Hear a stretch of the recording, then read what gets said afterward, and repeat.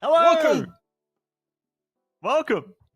That's exactly right. We're so enthusiastic. We want to say welcome, one, and welcome all. Emp, welcome back. First and foremost, welcome back. Yeah, no, thank you. It's good to be back with you and everyone else with the AEL. Absolutely. Good to be back with the AEL University Elite Series CS2 coming alive. We've seen other games on the horizon, but now it's time for the return of the king, CS2.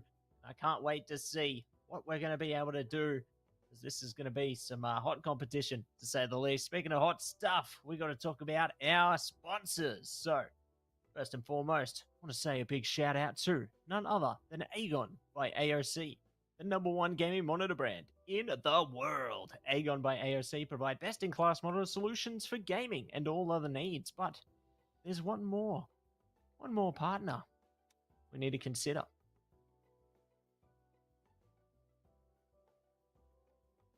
Is And it's Indomie. Indomie. Yeah. Yeah, the noodle pot are made with high quality flour and selected ingredients and spices. A plate of Indomie Mega Rain will certainly brighten up your day.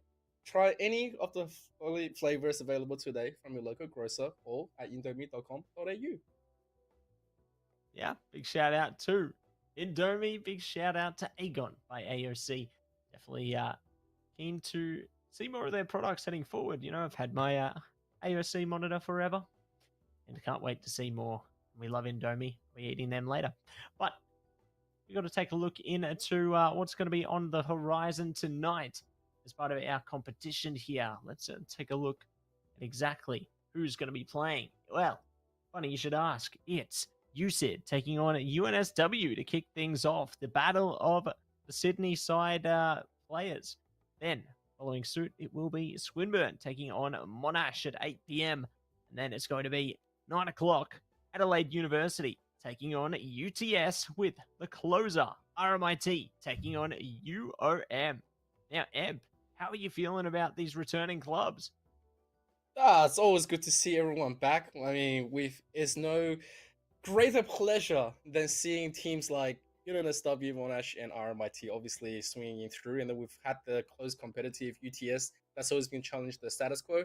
Meanwhile, you see it returning as well from last season is always good to see. And of course, with Adelaide and Swinburne UOM, like this mix is pretty good. Like we've seen Adelaide University, I want to especially call them out because they've actually been on a team that's been rising on the horizon. And so seeing them back into this elite series is wonderful. Yeah, couldn't agree more. I think it's great to see the up and comers like that, you know, really proving themselves, really showing that they have what it takes to give it their all there. I think that, yeah, there's some superstar players really building themselves up, and keen to see exactly which faces they're going to be as we take a look into what our next match is going to look like. As you can see on your screens, USID taking on UNSW. Very excited to see how that's going to go down, because we're going to take a look straight at the rosters right this second. Yeah, right here, look, you see, you have the returning Park Rain WS, T Master Shoko, LZJ, MJH. And of course, on the other side on UNSW, you have Agent, Huang, Kama, Gibbs, and Sinixia. Cool. That like looks like both teams have come back with a few with a few different members and some upcoming stars. So yeah, we want to see what the synergy is going to be like on this opening game. Yeah, we'll have to see exactly how well they are going to be able to synergize there and whether they can really bring their true colors to shine through. But speaking of true colors shining through, let's take a look at what our vetoes are going to be looking like in just a second here. I'm sure we got some good stuff on its way there, but we'll have to figure out exactly which map that's going to be in just a second here. Definitely eager to find out what's going to be on the way there. I'm feeling like, you know, we could see potentially maybe some Anubis come through, maybe some Dust too. Oh, here we go. We've got our picks and vans now, Emp. So let's go through that. Yeah. So it looks like we started with a ban on Inferno, followed by Train Dust to Mirage, followed by Nuke and Nuba. So our first one's gonna be on the beautiful Ancient. Like I have to say time and again, we don't see enough Ancient, and then all of a sudden we see a lot of Ancient and a lot of Anubis. So I guess most if everything goes to plan, we're going to be seeing a whole ton of Ancient Anubis throughout this whole season. So maybe we will get a different mix. We don't know just yet. Yeah, that's right. We don't know what's in store. That's the beauty of the game, which we're about to take a look at right now. It is going to be knife round ahead of us. Who will land on which side? That's the battle of the knives. Playing knifey spoony right here to get in at the middle piece now. Players are ready and they're waiting to try and bounce around these corners. They are onto a face-off. And Dice, they say good night. It's you said the pull ahead there and to their side. Yeah, I think with UC opening, they've always had a very strong go from the ninth round, always that one, even from the last season. And seeing how they get themselves up ahead in the early rounds, always being um, one has to got to see what they've got in the mix because last semester we've had great plays coming from UC, especially from Park Rang and WS, and now he's got three different players with them for this season, and now they stacked up against UNSW. Now, obviously, we've seen Juan Gibbs play, but now we have three other members coming in, so it's definitely going to be a interesting match and a starter to see if both teams have kept their strength or are they still ready to mix it up a little. Yeah, curious to see exactly how things changed up across the seasons there, Amp, and I suppose we'll find out exactly how that's played out now as we get into the fold now. T's already landing some good damage onto Shoko there, already down to 7 health, so that's going to be a great way to really just start to throw some jabs out, but into Donut, a lot of fire, going to try and stop them, doesn't do all that much. The CT is just caught, trying to see if they can figure a way out of this one, but the site control has gone towards A here, and now it's time for the post plan. All right, here we go. What do we have? We get a little bit of a snippet, but that is an excellent shot coming through. Still trading fire between Team Master, but Team Master is going to be eventually winning that one out. So on to the current plays here. Team Master onto the side. Comes going to take one back out, but right after that, there's not enough in the mix. So I was picking up that double in the end is going to be the first one for UNSW. It is a really good start. The best kind of stuff for T is always you get the plant, you take everyone out, you just unbelievably survive to roll that Yiko. That's right. You gotta try your best to survive and roll it through towards the eco there, and need to see how things progress heading in to this next round ahead of us now. As the players look to hold back a second, make use of their utility to just engulf the site in flames, and it's good that they're taking things slowly here. They can't really afford to go too hastily towards the sites, otherwise they could get caught. Speaking of, already, CT's trying to push in, trying to overwhelm their Karma, fighting them in the pack. Shoko, well-placed headshot, though, does manage to take away the MAC-10 there, so little reward for them. Don't think it's going to be enough to save the rounds, though, so they will come away with 1 kill, but UNSW continue to spill the blood. Yeah, I think that was pretty much the normal outcome that we usually get. It's fortunate and unfortunate. Like you get 1 kill, you take away the Mac, but then you look at the rest of the team with Galils and AKs. It's just like, oh, hang on a second. The least effective weapon being taken means that I need to go and exchange and try to poke it out. Now that they're going to afford some guns and buy this into this round, all eyes upon what they're going to be getting from Mutant Star, because that is pretty much a full team ready to assault on, with one taking a little bit of early damage. Yeah, taking a little bit of early damage there, and we'll see if they can find a little more. Arc Rain ready. Drain some bullets through. Shoko good on the support there. Trade comes out. Does favor the CTs, though. Going to be pulling ahead even further now as they pincer on through to the T's there, trying to creep up to elbow. And they are going to be wiped out by the firing squad. So, great impact from Shoko and W's there, getting all the kills across them. Keen to see how the T's try and redeem themselves heading into round 4. Yeah, that was actually a really impressive fight from UCID. I think they decided to just say, all right, you know what, let's pincer them and see what else happens. It was very unlikely. Usually when, you execute that kind of a plan, it doesn't really come to fruition, especially when the opposite side has so much momentum. But, credits to UCID for recognizing the potential. Now, as they head in, it was just a little bit of a buy, as W's is going to quickly get taken out by Gibbs in this aggressive take. Yeah, decent start for the T's here. Ooh, almost got put in a hard situation. Park Rain a little slow to pull the trigger there. TM Master does find a trade back with their teammate.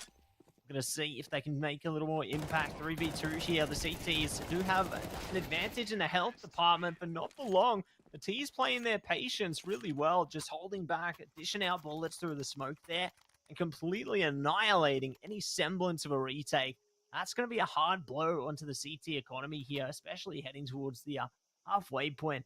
Really have to consider how much further they can take this one. Yeah, that was a little bit of a confusion from UCID. I mean, they had everything ready to go, but I thought, most of the time they were just being patient and thinking UNSW is going to come with a patient game. But no, they were very aggressive in that take. And so it's a rather unfortunate event for UCID as they are being reversed right now, as they are going to be dueling, but Juan's going to come out on top, takes that trade, and that is going to be a lot of damage coming through. UCT must also taking a ton, has no choice but to retreat. They're going to quickly swap guns to see what else they can minimize the damage and maybe take back some form of control. We'll see if they are going to be able to find that control. The T's already strolling ahead with the two-man advantage here. Bark Rain, oh, a little too slow there. Not able to creep up the ramp and get the drop on them. So 2 versus 5 now. This is a rough one, but TM Master does manage to find at least a little opening.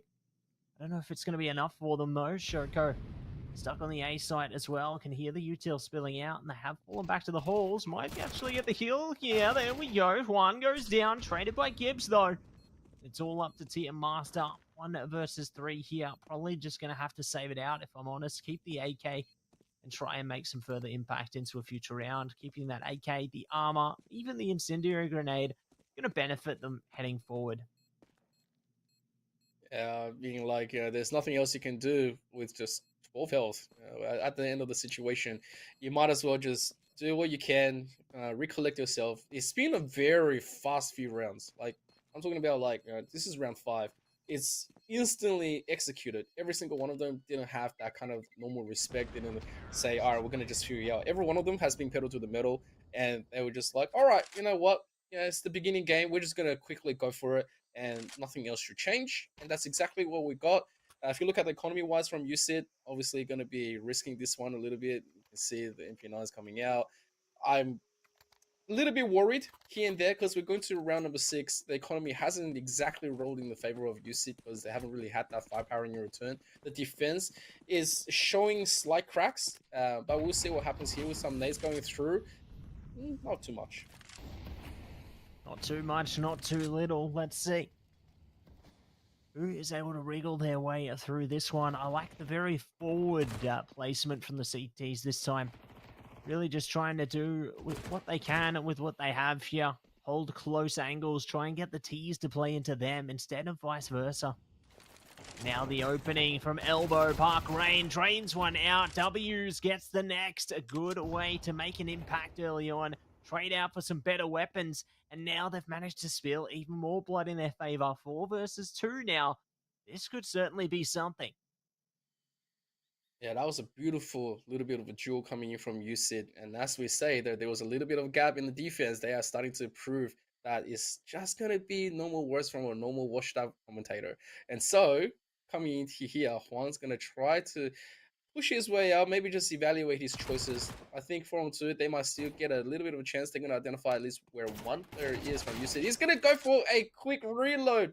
Some very unfortunate timing right there. So, here we go. There's the pushing to B, where W's sitting here with AK 19 health is going to be staring at.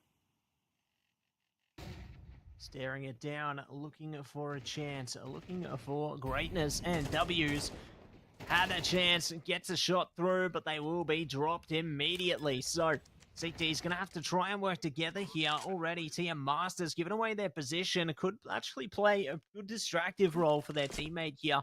Trying to use that util. Both enemies focused on TM Master. They found one. Now they can work together to really unravel the site here. One trying to get through, see if they can stop them. And there we go. Bait and switch, and they will be able to put them in the ditch. A great effort from TM Master there. And Shoko, good little backup just in case things went wrong. Yeah, that is really good. You see, it started with a little bit of advantage, and then they pushed it, dragged out the timing, and I think that put Union and Stubby into a little bit of a check position where they were like, all right, so now we have to figure out exactly how we get through.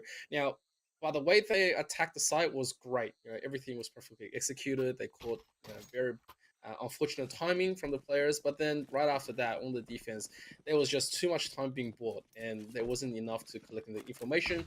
Now here is another buy coming through, a lot of utils, but through the blind, there is going to be the trade out, and it's in favor of UCID. That's right, favoring you said right now, up by 1. We'll see if they are going to be able to have a bit more fun with it as well. They just hold back, dishing out a lot of punishment towards Elbow right now, really trying to keep the T's out as long as they possibly can here. But the T's have ample time on their side. CTs are getting a bit aggressive up mid, though, really playing for intel. They found a kill, and that gives them one more piece in the puzzle there. Might even be able to reposition and go for another. Good trade from W's, though. And it now lands us in a 1 versus 2. Gibbs trying to creep up mid. Which way will they go, though? They've got coverage on both sides of the map for the CTs, but 1 kill is all that's needed on both sides to really unravel things. Well, it looks like he had a thought about B, but then he's going to quickly walk back into CT spawn. Here's the A play. Will he be able to spot out Park rank? Oh my god. He doesn't see anything just yet. Right behind the box. Does he do all his checks? Checks. Oh no. Park rank didn't see that coming at all. And now it's going to be a one-on-one with T Master, who is going to push out rather. Ooh, they might just be missing each other into this one, but it's a classic game of cat and mouse. Yeah, classic game of cat and mouse, baiting out the defuse now. Gibbs, it's not close and does get punished. Unfortunately, their health going to be their undoing there. If they had a little more, I reckon they could have taken that one. But TM Master, again, another round where they're forced to clutch it up for their team and they don't succumb to the pressure. So really well played from them there again. And it now lands them only a 1-round gap. Oh, there you go. This is what I'm talking about when it comes down to these two teams coming into it. They both have new players ready to just get themselves into the mix and get ready with that synergized play. Now, we've seen both with a little bit of a minor crack here and there, but the team strategy is still generally there. Patience, though, the teams on both sides said, no one got time for that. Yeah, nobody got time for that, and we'll see who's going to find the time now. Park Rain, a good little swing there. Trades on both sides, 1 for 1. But to get the job done, the CT's now raining down hell down the laneway, though. Do manage to find themselves in quite an advantageous situation. Maybe can even further that in a second, but T's already and waiting around this corner. The bottom of the ramp there, do get spotted, slotted down. A good trade from Shoko. Juan now left in the driver's seat all by their lonesome, creeping up to the site. They don't have the bomb, though. This could actually come back to bite them, and it will. Shot comes out. 1 goes down. It's 4 for 4.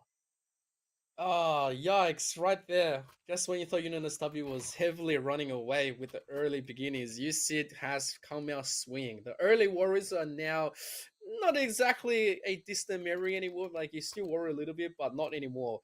And of course, we have an 8OP going back into UCID, and that's going to be a massive strength on their side. Shoko is going to be the one carrying, and UNSW.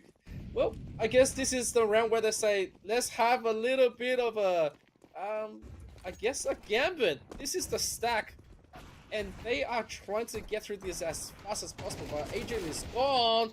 W's comes out to swing. There is 3 members for the price of 1, and now everyone is starting to fall. But Gibbs, he said he will still take 1 more. Picks up the gun, but that is all he will get. UCID is now going to be the one taking the round. That's right, taking the round. Will be able to stall out their opponent's eco.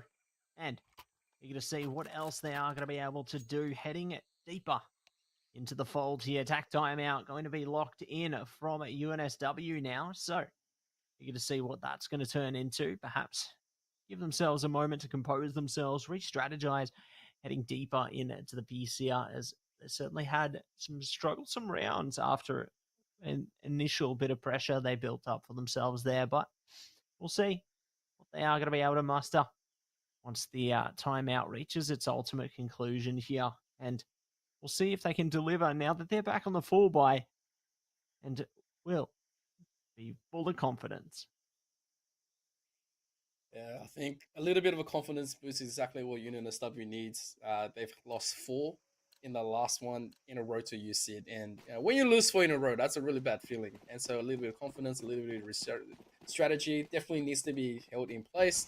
And so with the buys coming in, UTL's not full, but that's going to be just okay.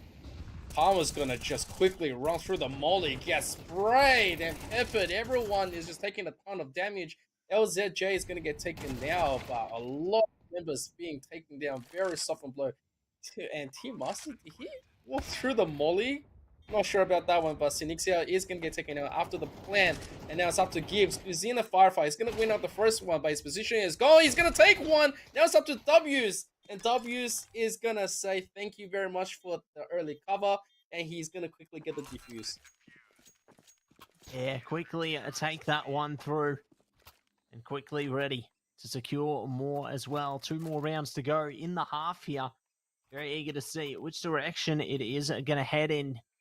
As the pressure wages on for both teams here. Will we see UCID take 1 more round, secure themselves victory in the half, or will UNSW be able to tap in and take themselves to tie things up 6 for 6?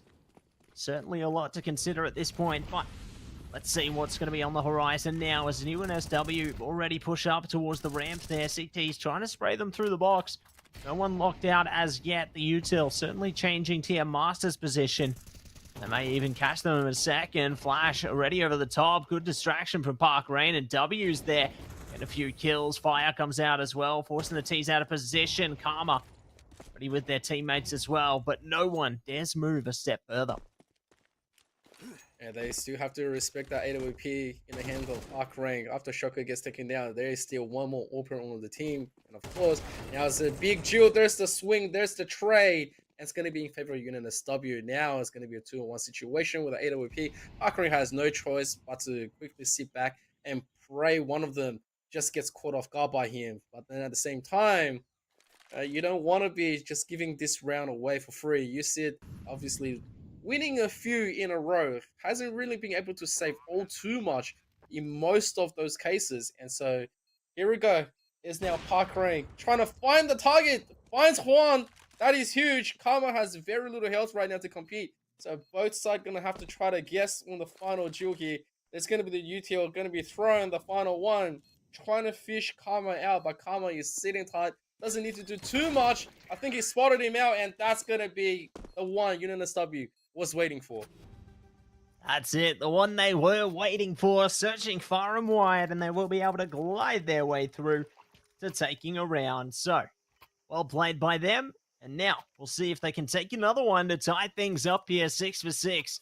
Certainly a pressure felt by UCID there. Their economy not in the best state at all. They've only got a couple of M4s, the MP9, and pistols, so really great, and we'll see if UNSW can capitalize on this, because already the CT is playing a very high pressure scenario, pushing straight down the ramp there, set up base camp. They found a kill. They won't be able to find anything further just yet. All right, here we go. I was a little bit, yeah, I had a few question marks in the beginning, utilities, but nevertheless, we're going through. Gibbs looking through. There was the lineup, but not enough. It's going to be traded, but Park Rain takes the double. And all of a sudden, it's just going to be left to Juan, who has to go through dueling with the AWP, and that's never going to be the best thing. And so it is 7 to 5. UC leading the way, where in the beginning, it wasn't really successful, but right after that, they have woken up. And now we'll go for the switch. All eyes are going to be on UNSW to see how they're going to be able to quickly get themselves around and maybe start to straddle a few of those rounds together. Yeah, curious to see exactly how they're going to try and push themselves out of this one. It's certainly a difficult way forward, but not an impossible one. But we must push on into the next pistol now. Let's see who can take it. UCID already pressuring mid straight through into the house there. ready to get deeper into the sniper's nest and see what else they can find. UNSW are waiting for them, though.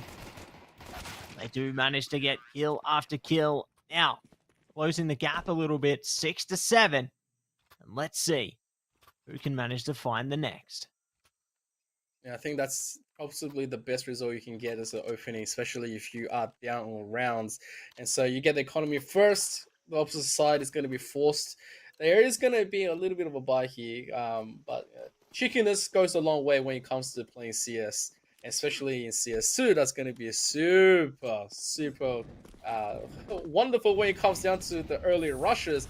As the stack's going to come through, utilities all completely just thrown to the side. They are going to be successful taking this side in stride in a 4v2 now. Gibbs quickly going to be going into the back. They know where they are, but it's going to be such a long distance trade.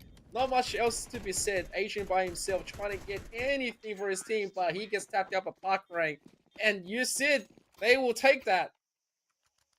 They'll take it with great strides there. We'll be able to lock it in. Take it 6-8 now. Very keen to see just which way this game is going to go into the next rounds here. You said looking pretty solid. Their opponents do have a little bit of buying whatever they can. You know, the armor's coming out, pistols, the MP9. Certainly could put them on the board here, but we'll see what they can manage. As we jump into this next one, T's already on point there. Say goodnight to Synixia. The rest now was to try and pick up the pieces. What a moment right there. UCIT says if it works once, we'll do it again. LZJ also taking out Juan. Now remember, the defenders here on the CT side, they're on an eco. They don't really have too much. Whatever damage they can get, they will take. LZJ is going to get taken out. However, that's only one gun removed out of this whole spectacle. And rather a tough one for UNSW to get anything done. Maybe they're just going to be looking for any exits at this stage, looking at maybe just taking a gun into the next one. But all eyes upon what the economy is going to be like. You see it, they are starting to clear the obstacles one by one. They are getting themselves into a great position. I think Packard just saw the gun. Yeah, he did. So he's going to quickly push out to Gibbs. Here comes Agent in the duel, and that's going to be it. There's the trade. Agent is going to quickly go and grab at least a gun back into it. It's not going to be too much, but, you know, what? Did he just DC? I think he DC'd. Yeah, not sure what's going on there, but hopefully all should be well soon. A great game so far, though, Emperor. Definitely good to see the season's kicking off in full swing, exactly as expected there, and very excited to see what else is going to be coming out of this first map of the evening as well. You know, this is our good opportunity to, I suppose, give the teams a chance to reintroduce themselves if they are returning teams, or just make their first hello if they are new to the league. And, you know, as we've seen so far, there's been some great returning faces across these two rosters, as well as some new ones. So definitely keen to see what everyone else looks like heading into the next ones as well there. But so far, so good, Amp. And I don't know which team's going to take it, because the momentum's certainly been shifting. Yeah, like it's always been one thing when it comes down to our Elite Series, and even through before Elite Series, you know, a lot of the uni students that have been returning year after year has, you know, being some of the most professional players that we've had. But obviously, you know, when it comes down to the new ones, we haven't seen as much until now. I think this is the brand new year. You know, things are all changing. You know, we still have some of the old pros, the champions that's been returning into the new season, but we see them leading a brand new team. You know, fresh faces, new talent, and things are changing. You know, it's not as predictable as before. You know, where we might at best have an 80-20 percentage when it comes down to favoritism, but now we're clearly seeing something new being cooked in the works. Right now, UNSW has been our past champions. They have been, you know, winners. They've been very, very good. And now you see it, all of a sudden, they are ready to play, and they are just unbelievable. And we do have a confirmation that agents from the UNSW our roster that played in the Open Series last season. So, yeah, let's do this. Yeah, certainly great to see that they are able to make a statement here in the Elite Series now. And eager to see what they can manage out of this one. They've certainly been playing good so far, but still more strides yet to be made here. USID holding down the side 4 versus 3. The weapon advantage in their favor. Maybe not for long. Park Rain goes down. Hello. Looking pretty good for Agent there. And you're going to see they can do more with it. But now a victory in of itself is taking away that AK after they only use the P250. So we'll see. He managed to keep even more weapons. Synixia taking another one away. That's good to deal a little damage to the economy there, but there's still more that they need to do here. So, heading into their full buy round, let's see what they can manage to bring into the mix, because you said they've got a confident lead. This is really, really, really fun of a match. Like the opener where we're used to has always seen a different opening from SW, but now all of a sudden they're being completely shut off. Right, we've seen some of the early success, but right now it's not being translated into final victories. You see it right now on the double digit, looking strong, looking to go through with the heavy bangs. Look at how fast WC is just going through. Is trying to spray as much as he can. They're gonna get a trade out. And eventually, Kama, who is now cleared during the open flash, he's going to quickly take a triple kill. And that's something that they needed really badly. And now finally, you see it with just Park Rain by himself. Going to have to navigate through the rest with nothing in tow, no information to be given. No information to be given, and nothing more to be seen there. Great stuff from Park Rain, able to drain out another kill here. And you get to see what else they are going to be able to manage out of it. They drained through one more. 2 versus 1 now. Park Rain going absolutely insane here. Still more work to be done, though, considering the position of the bomb. We'll see if they can manage to creep around the back, because Gibbs isn't holding that line of sight. Like, they're just straight front and center, leaving, I guess, the other side of things to Karma. But playing these mind games could actually work very favorably. Karma in a great position to cut them off, though. They have to cut their angles, and they don't check it, and they will be punished immediately. Great stuff from Karma there, and UNSW strike back. Yeah, Park Rain right there was really good. A little bit of duel. He isolated 2 players into the same angle, but then right after he said, you know what, I've already checked these tunnels. I don't need to do any more. And so, it was very good of Karma to try to contest that just in case, to double check the mentality of it. You see it pulling for attack timeout. It's actually a pretty good thing right now. They say even though we had very heavy banks, we shouldn't be just rolling our money down for no reason. And on the other side, UNSW, Karma with an AWP right now is going to start putting a little bit more defensive pressure onto Usyk, who was able to utilize that B rush so fast. Like they've done it, 3-4 rounds in a row now, and he's being super successful. I feel like right now is where they say, all right, do we do the same thing? I mean, we've hit them how many times that was successful? The only time that we failed was because we didn't check Karma into the flash. Maybe we'll go again, or should we just go for a full stack, play around donut, and just check A? Like, that could be a little bit of reasoning, but no, it's going to be looking sort of the same. Yeah, all in all, can be looking sort of the same there, and eager to see if it's going to be exactly that.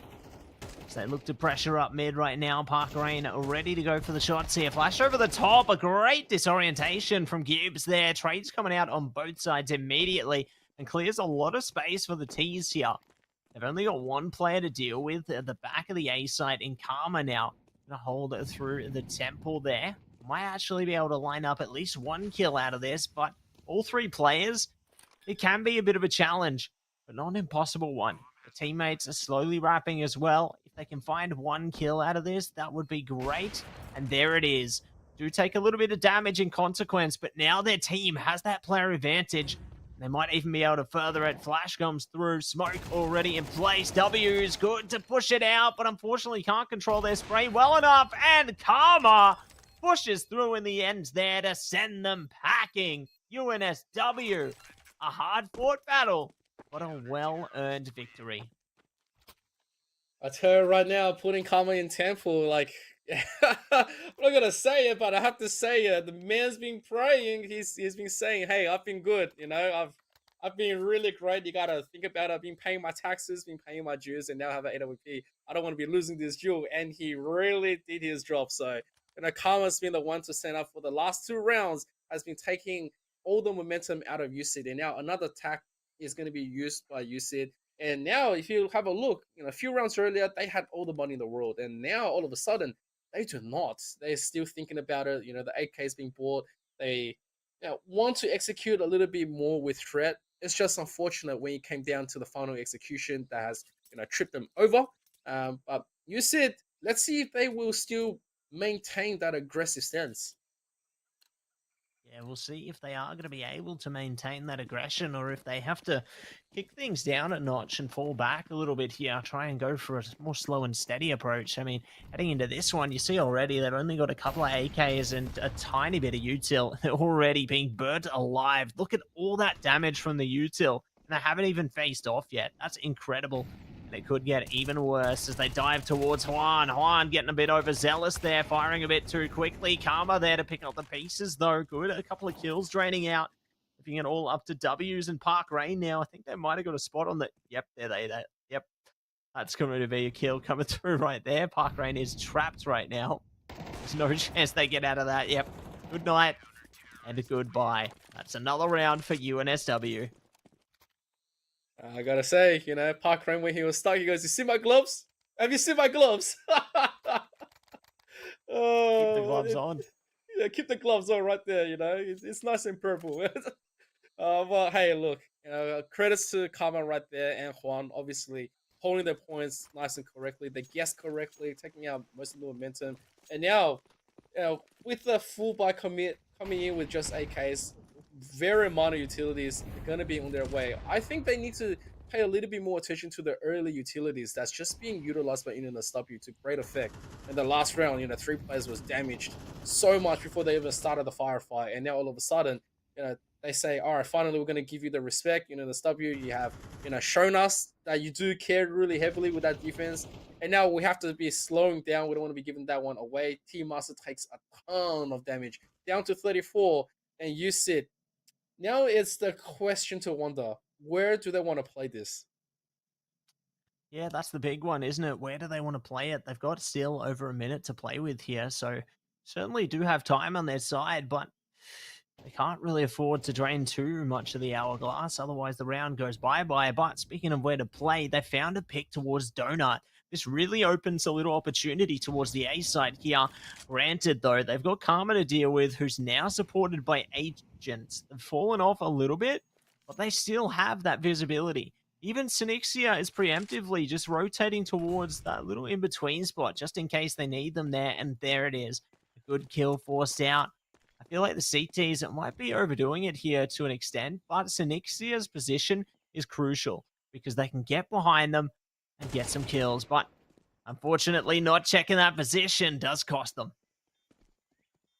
That's a little bit of overzealous position coming in from UNSW, where they were guessing, what the plan is from UCID. And UCID says, well, if most of the resources are going to go to A, we're going to quickly hit that B, Agent taking a ton of damage, and they need that info. There's not too much that they're going to do, but they are going to try to go for the force. One's going to be the first one. Does spot one out, but Agent's already gone. He does go for the one, but it's going to be traded out. Now Karma with an AWP does get one out, but that is going to be it. Sid Sid is finally going to take that one out. I was just going to double check, what was going to be the full plan, but all of a sudden, Sid using pretty much all of their attack. They say we've slowed everything down. We made a very defensive play, which actually worked out in their favor, made UNSW overthink. And now with 2 rounds edged out, would that be something for them to close out with? It certainly could put them in the right position to get there, to be honest, but it's really going to be dependent on how these next few rounds play out, isn't it? Like you said already, tapping into their last attack timeout here, so really biding their time to prepare themselves for what's ahead. And it's going to be a tough one, isn't it? Because if they do lose out the rounds here, their economy could be in a terrible position, and it really puts them in dangerous waters there, considering only a 2-round gap. Both teams will really need to lock in here. Speaking of locking in, though, we are locked in to the round ahead of us, round 21. Let's see who's going to be able to do something now as the ramp control's taken. already looking to scope things out towards mid. CTs, they just wanted to push their utility out to make sure the Ts don't overextend too quickly and take a lot of map control. Just try and really force them to slow things down and bide their time, which allows the CTs opportunities to set themselves up towards their respective positions they want to hold down there. So then the Ts are forced to play into them. The Ts are already, though, scoping things out on this B site, preparing to try and see if they can find an in. All right, UC's been pushing up this ramp so many times that it's not even science anymore, and caught Juan in the most unfortunate situation. Juan and Gibbs both down. Did they check the corner? Not yet. There's going to be just the one kill from Sinixia. He is going to take a lot of damage into LZJ, but that's going to secure the plant unit SW. This isn't something that they can go and contest. You know, you mentioned the economy is going to be in tatters. 2v4 situation. Although Karma, like for him, save or not save is probably not going to be too much into the mix, but you definitely want to save Agent's gun. And so it's a rather tough one. You see, it pretty much has guaranteed themselves the round into the next. And wow, like what a play! What a complete display of just pure aggressiveness coming in from our opening game. UCID has really shown us that they've got the stuff in this new year of Elite Series.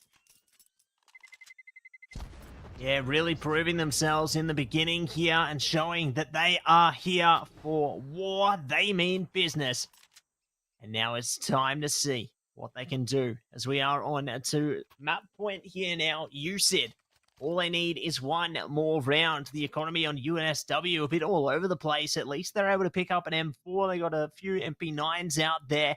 Utility looking pretty decent across them, but are they going to be able to get the job done and really deliver the result that they need in order to really push them over the line? That's going to be the true test as the timeout now runs its course and we set sail towards round 22 here. Oh boy. Oh boy, UNSW supporters, it's time to channel your energy, put it into Karma. He's gonna be praying as much as he can. Because you see it right now, they're on a roll. They've got that 3 to play around with. 3 rounds, it's a lot. And they've got the guns with the AWP intel. It's going to be all the pressure. And there's a stack coming in. No one from UNSW has seen this just yet. Agent has some form of a semblance of that information, but he knows the side is now doomed. He's going to chuck whatever he can to get into that one. But there is gonna be the plan. The rest of UNSW has to play for the retake. Sees the nade in front. Sinixia. He goes, boink, it doesn't matter. Just bounce it off my helmet. It's gonna be just fine. As it's gonna be the early 2 kills coming in. LZJ Team Master, they're taking 3. It's just gonna be one more on Juan. He has no choice. He has to come out and he's gonna get taken down. GG to UCID. GG, well played to UCID. They lock it in the end there and show that they mean business. Really impressed with the result they were able to bring to the table there and keen to see what else they're going to be able to bring into the future. But before we get things moving along, we are going to be heading to a quick BRB. So we'll be back before you know it.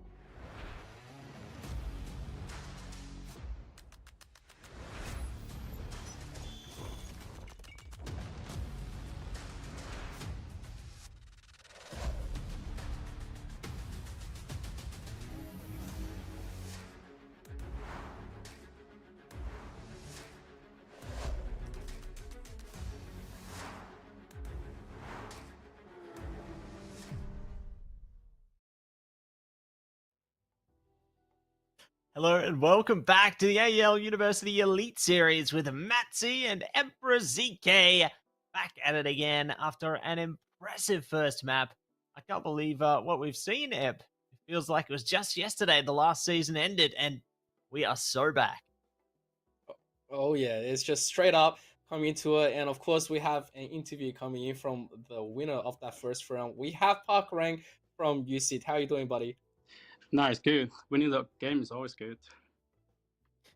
Yeah, that's great to hear, honestly. And I guess, how are you feeling about the season? Did you guys put in a lot of practice leading up to it?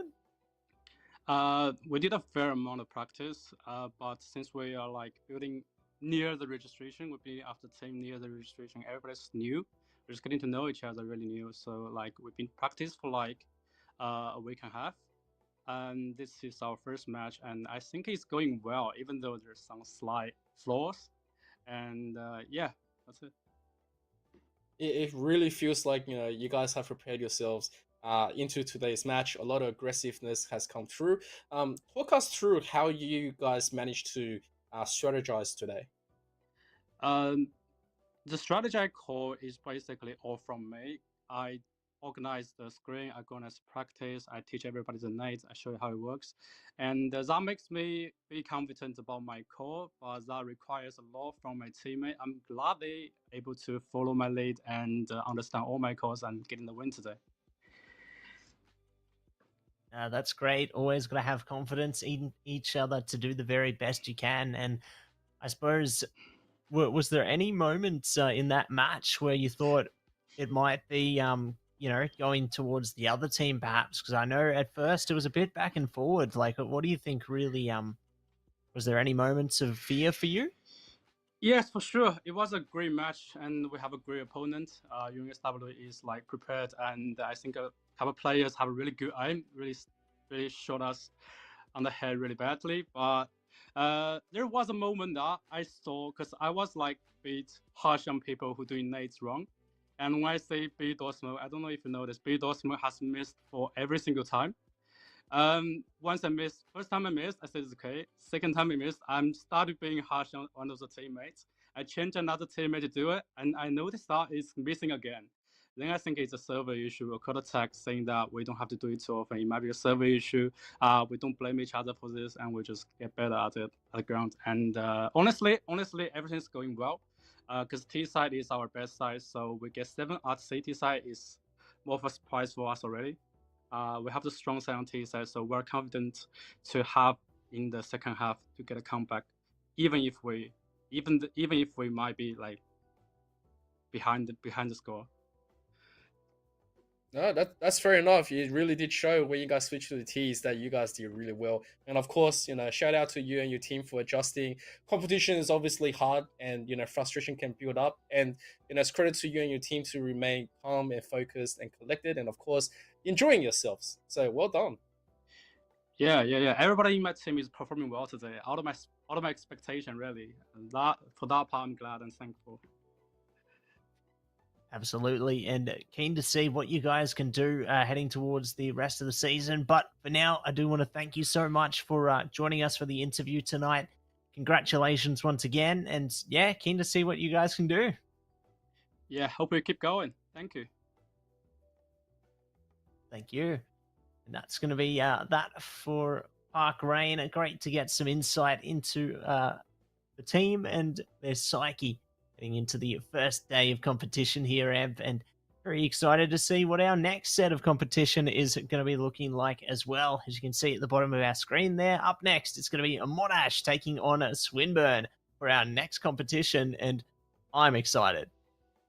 Yeah, this is going to be very interesting of a match. We've always seen Monash do quite well, but they've always been sort of like a balance coming down, and Swinburne on the returning is going to be very interesting. Going to the rosters, seeing, who's going to be the players representing, and you see Monash, there's Justin, RRNY, Zach Joe obviously is there, 61 QCCC, which, it's always good, but then Swinburne. Now, these are all the players that I don't think we've seen, so we have maybe Berserk, Boom Boom Expert, which is awesome. Sangrius, Blossom, and Hoof Hoof Hoof. Oh wow, we're gonna be having fun. Yeah, we're gonna have fun, and already seeing a lot of fun with all these names here. Very eager to pronounce some of them heading into the server, that's for sure. But keen to see how things play out. You know, already we can see some returning players across the seasons again. I think Justin was one that we saw in last season and/or the one before. So definitely eager to see how they perform heading into this one, and eager to see what the things look like veto-wise once we get into that stage. So we've got a lot of fun on the horizon. You know, we started off with Ancient there. Who knows what else could be on the horizon? Well, there you go, Imp. Oh, yeah, there we go. We got ourselves the Mirage after batting away Train Dust, Inferno Nuke, Anubis, and Ancient. So yeah, I'm very interested to see it. You know, we don't get enough Mirage from last season, so we might just get our feelings of it this season. And I'm very keen to get started with this. Yeah, well, if we're getting our feelings of it this season, I'm keen to eat and eat good as we get straight in to the knife round tier. Monash on the T side for now, Swinburne a CT side, eager to see who's going to be able to slice their way through and find themselves on one side or the other. So they look to advance towards each other on the A ramp right now, already looking to set up base camps, slice and dice, and it's looking good for Monash right now and looking even better. Oof does find one back, and we'll see. They are going to be able to find any more. No, they will not. It's Monash to take the lead there. Now they can choose. Do they want to stay on T or start it out on a CT here? And they may have one bit more confidence one side over the other, but it's still a big decision to make. You know, you can't just lock in straight away. Speaking of, there we go. Have opted in to stick around. All right, there it is. There's the classic opening when you got a Mirage. You really want to get onto the defensive side. And Swinburne. Now, here's the interesting thing on Swinburne, right? Like, you know, the interesting thing is there's the really fast stack, goes straight into it. And, you know, the switch is great. And so, what I'm really interested in is when they win. Like, I'm waiting for, like, those big moments coming in so I can, like, bark like a dog. Or hoof, hoof, hoof. Or when, like, the bomb explodes so I can go boom, booms. I'm waiting for that. That's going to be the fine calling coming out. But there's going to be the early kills. Zach Joe's going to be taken down. CCCC is going to go for it. The reverse coming in. 2 for each side. 3 still alive for both. It's really similar health. Bomb hasn't gone down just yet. But look at that trade. They are everywhere. QCCCC is there.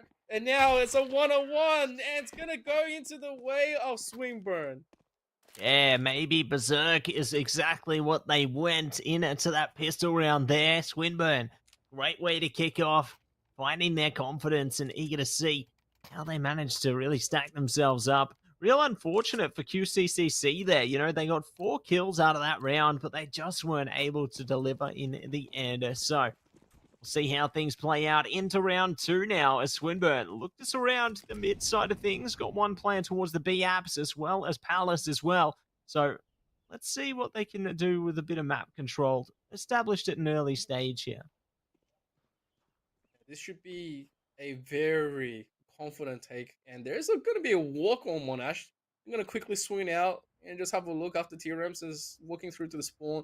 They're going to find pretty much nothing here. Like, if they can secure the bomb, that would be great, but it's all the way at the end. But hoof is gone. Justin spots that one out. It's a very quick kill. It's not enough to deter them just yet, but once again, you know, they're going to need to get a few more kills out, you know, get the gun exchange. And as I say that, Blossom has gone down as well. This is also the bomb going down. Like, this could be rough. Could be a rough one and could get even rougher in a second, considering how much damage Monash has done on their eco here. Stealing the guns out of the hands of Swinburne right now. Swinburne do manage to strike back, at least now, but they've still got so much to do. Bomb down. Do have an opening to grab it now, though. The CTs are coming unwound a little bit here, and it gets better and better. Great stuff coming through from Swinburne now, really picking up the pieces. 2v1 situation, but the round's not done yet. Yeah, that's a very good control coming from Swinburne after losing those early players. And now it's just showing the slightest difference right there. It's boom, boom, boom, boom, boom. Oh, wait, I think I'm seeing the the finger voice right there. It's Yep, I think that's what it was. Calling out from the Twitch chat. It's a very big swing back from Swinburne. I think Monash in the beginning took him by surprise, robbing them of momentum and guns. But then again, Swinburne says, you know what, we still got the guns. It's an eco round for them. If we played this correctly, which they did, they were able to recover. But it also means that they had to rebuy those guns. You know, the death is not going to work out for them. Monash, meanwhile, is going to gun up as well. They say, we're going to pony up. We're going to get those fortified positions and see what else we can do. And once again, it is a very aggressive little bit of a swing. It feels like Monash just wants to keep checking the waters. Yeah, check the waters and see if they can manage to keep things calm or if it's going to be very unsettled very quickly. Speaking of, there it is. RRMY goes down. Good start and now followed up. 1-for-1 there in favor of Swinburne. Zach Joe does manage to bring at least a one piece back in their favor. Tees are starting to engulf the A site now. One player to worry about in Palace. The rest are wrapping over through CT spawn just as quick, but the bomb is inevitably going to go down. Unless they stop them. No, not today, but they do manage to get a kill back at least. So 61 are good to find a trade there. And now more could follow. Zach Show, last player standing though, looking to hold ticket now. No util in hand, they got a flash, and that's really it. They're trying to make a dash out of there, see if they can keep that weapon. Could get caught though by Booms here. Holding the murder hole now. Positioning is everything at this point, but if Zach Show holds in CT spawn, they might actually just be okay here. Booms might actually need to get a move on if they're in that blast radius. That could be a bit problematic considering how low their health is. So, gonna make a move on to get the heck out of there as quick as they can, and there you go. Round is done and dusted as Zach Joe does stay alive, keeping that M4 through and the armor and bits of util. So, not the worst result there, but Swinburne is starting to build a commanding lead.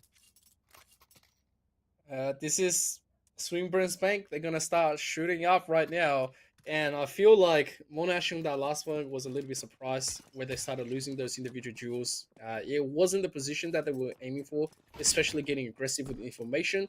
I felt like they checked it quite well, but then afterwards you didn't need to, after you confirmed the information, you didn't need to overplay it, and that's exactly what Monash probably went and fell into the trap of it, of overplaying that info.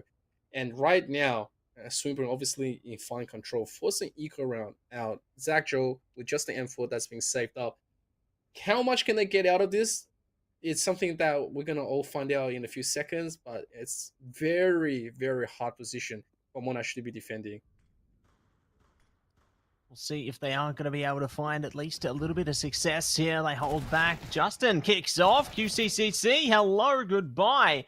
They trade it straight back. I thought maybe the CTs might be able to get the ball rolling, but not quite. Still finding some kills, only going to benefit them, and now they've got a lead. Weapons on their backs as well. This could certainly work out, but they have to really play this one strategically. Play with a caution. As the T's wait around this corner, Booms is ready, brings the boom, trades back immediately, and it's a 1v1 here. AK in hand for 61.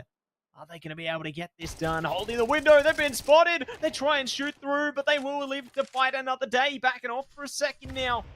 Bomber could go down now. Just baiting out that plant, looking to push into it again, and gets it done. 7 HP and a dream come true. They don't even need a plant because they've locked in a 4th round with attack on its way. Yeah, I think that was the big almighty kind of a moment right there. I'm not sure about you, Matsy, but like, I think he was pumping himself up. No joke. He held that, played that confidently, and even though they were one member down and it looked like a disastrous kind of a round for Swinburne, they were able to recover somehow as well. And now Monash, grasping for the straws. They do have that ego completely just being disadvantaged, building up, but still, they've got to be feeling that momentum is just completely shifting away. It feels like as soon as glory is just coming into their grasp, it just slips away. And so, hopefully, there's going to be the change. Justin's going to be on that AWP. They are going to fortify their positions a little bit more to see if they can find that opening to Swinburne again. And yeah, it's just very interesting to see it. Certainly is. Carries a lot of interest there, and eager to see if that interest is only going to grow as we dive into round 5 now. Full buy from Monash, looking to hold both sides amid here. T's playing around the smoke, see if they can isolate some angles. No one forced out just yet, though. So trying to tread lightly. All right, taking a bit of a boom to the head there. Poor Booms. But they will at least be able to fall back and see if they can strike the A site from a different angle towards the stairs. Even start to gain some visibility onto the apartment. So not fully committing to anything yet. All right, there's going to be that little bit of respect. Swinburne was anticipating this. They're going to get Sangris with an orb to just clear the box back there. I'm not sure if I fully agree with the current tactical position. They might be going for the full setup, waiting for the util. But yeah, that's what I was worried about. You know, as soon as you chuck a little bit of util, there's going to be some that's going to be traded back. There is the buy, and you don't want yourself to be completely damaged before you go in, but Rini and 61, they're both gone for the take. Justin with the AWP, he's going to take maybe Berserk out. He's going to be burnt out alive, taken out with a utility. And right now, it's just everyone swinging. QCCCC by himself.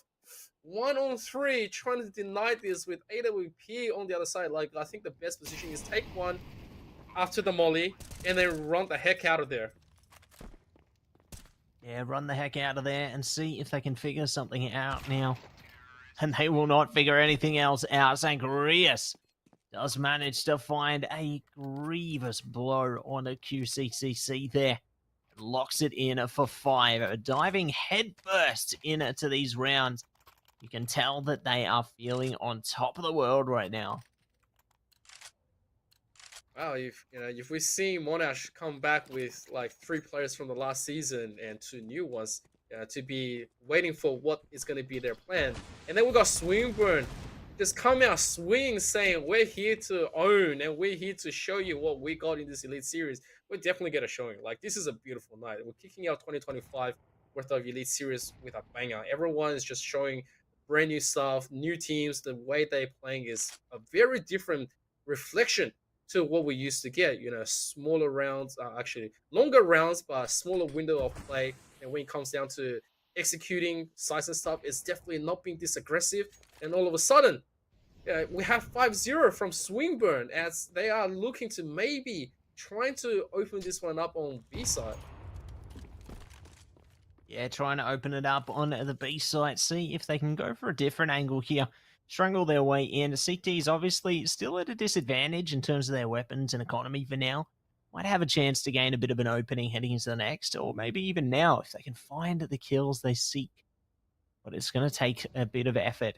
Speaking of effort, though, the T's need to put some pressure on sooner rather than later. Otherwise, the round's going to be disappearing. And already RRNY finds Blossom. Looking for more good shots from Hoof there, but they are checking for 61. 61 holding down the site single-handedly, has support now from CT Spawn. Booms does find one back, but the angles are just changing too quickly. The T is struggling to adapt right now, and it's already down to a 1v2. Sangrias, AWP in hand against the 2 rivals. It's going to be a tough one, and time is against them as well. It looks like inevitably they are just going to save the AWP, look to fight another day. They've got a decent amount of money, so they can afford to buy into the next one. You know, Sangrias can buy it for a teammate, Hoof, one in the same. But still, a good blow from Monash there. Playing patient game, and it does pay out. Yeah, I think Monash held themselves strong, even though they rotated a little bit. I felt like you rotated a little bit too much, playing off not enough info. But the Swinburne, it's one of those rare misses where they go in, they've got all the guns and the angles, but then they don't fully check what they're supposed to be doing, and then they tripped over themselves when it came down to taking the site. And so it's a really fortunate moment for Monash to catch a break, and now they have the guns, they have an AWP still. It's time for them to, maybe play into that effect. Meanwhile, to pull Swinburne back onto check, and that they're not allowed to save coming into it. A little bit of off damage going to Hoof, but not too much more to be taken until that flame is right on booms, and he is just going to be taken out. Taken out, and see if they can find anything else around these corners as well. Sangrias creeps up.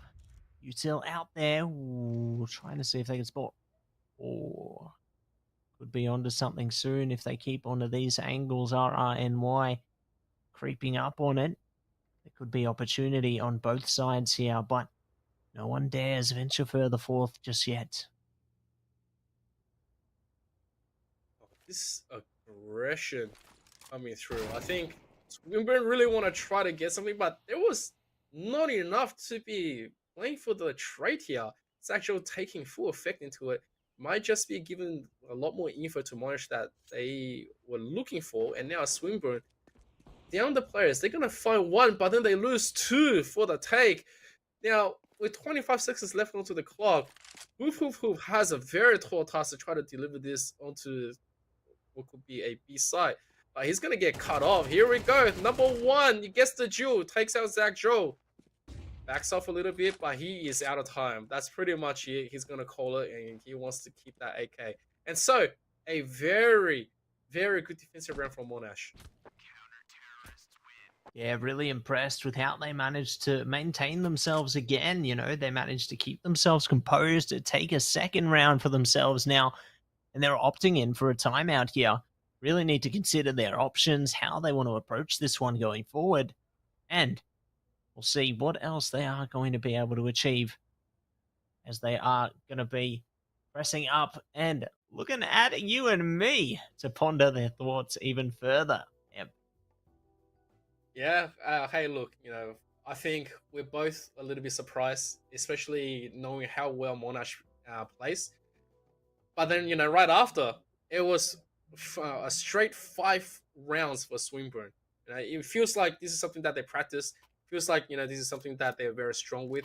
Monash had a little bit of downtime to try to figure it out, and all of a sudden, now it's going to be the place where they are comfortable, they're very gunned up, they're holding the patience, and they say, all right, we're going to keep on playing our game because you guys keep pushing and we keep pushing our tier ramps, and we don't find you, and so there's only one rather option, is you're going to be stuck in playing that mid, and we're going to keep checking you and, put a stranglehold on you, or you're going to come to us at B. So, take your pick. Awesome. It's going to be the first one up. It's going to quickly brave through all the util. Jumps out, doesn't see anything. Maybe Berserk has been taken down. Through the smoke, they're going to get Zach Joe. Will they swing? That's the difference. They really want that plant. And so, there is going to be that one, but the change is going to be coming through. It's going to be good on the side of Monash, but there is going to be the primary objective that's been taken down. They're going to take QCCC down. It's boom, boom, boom, boom, boom.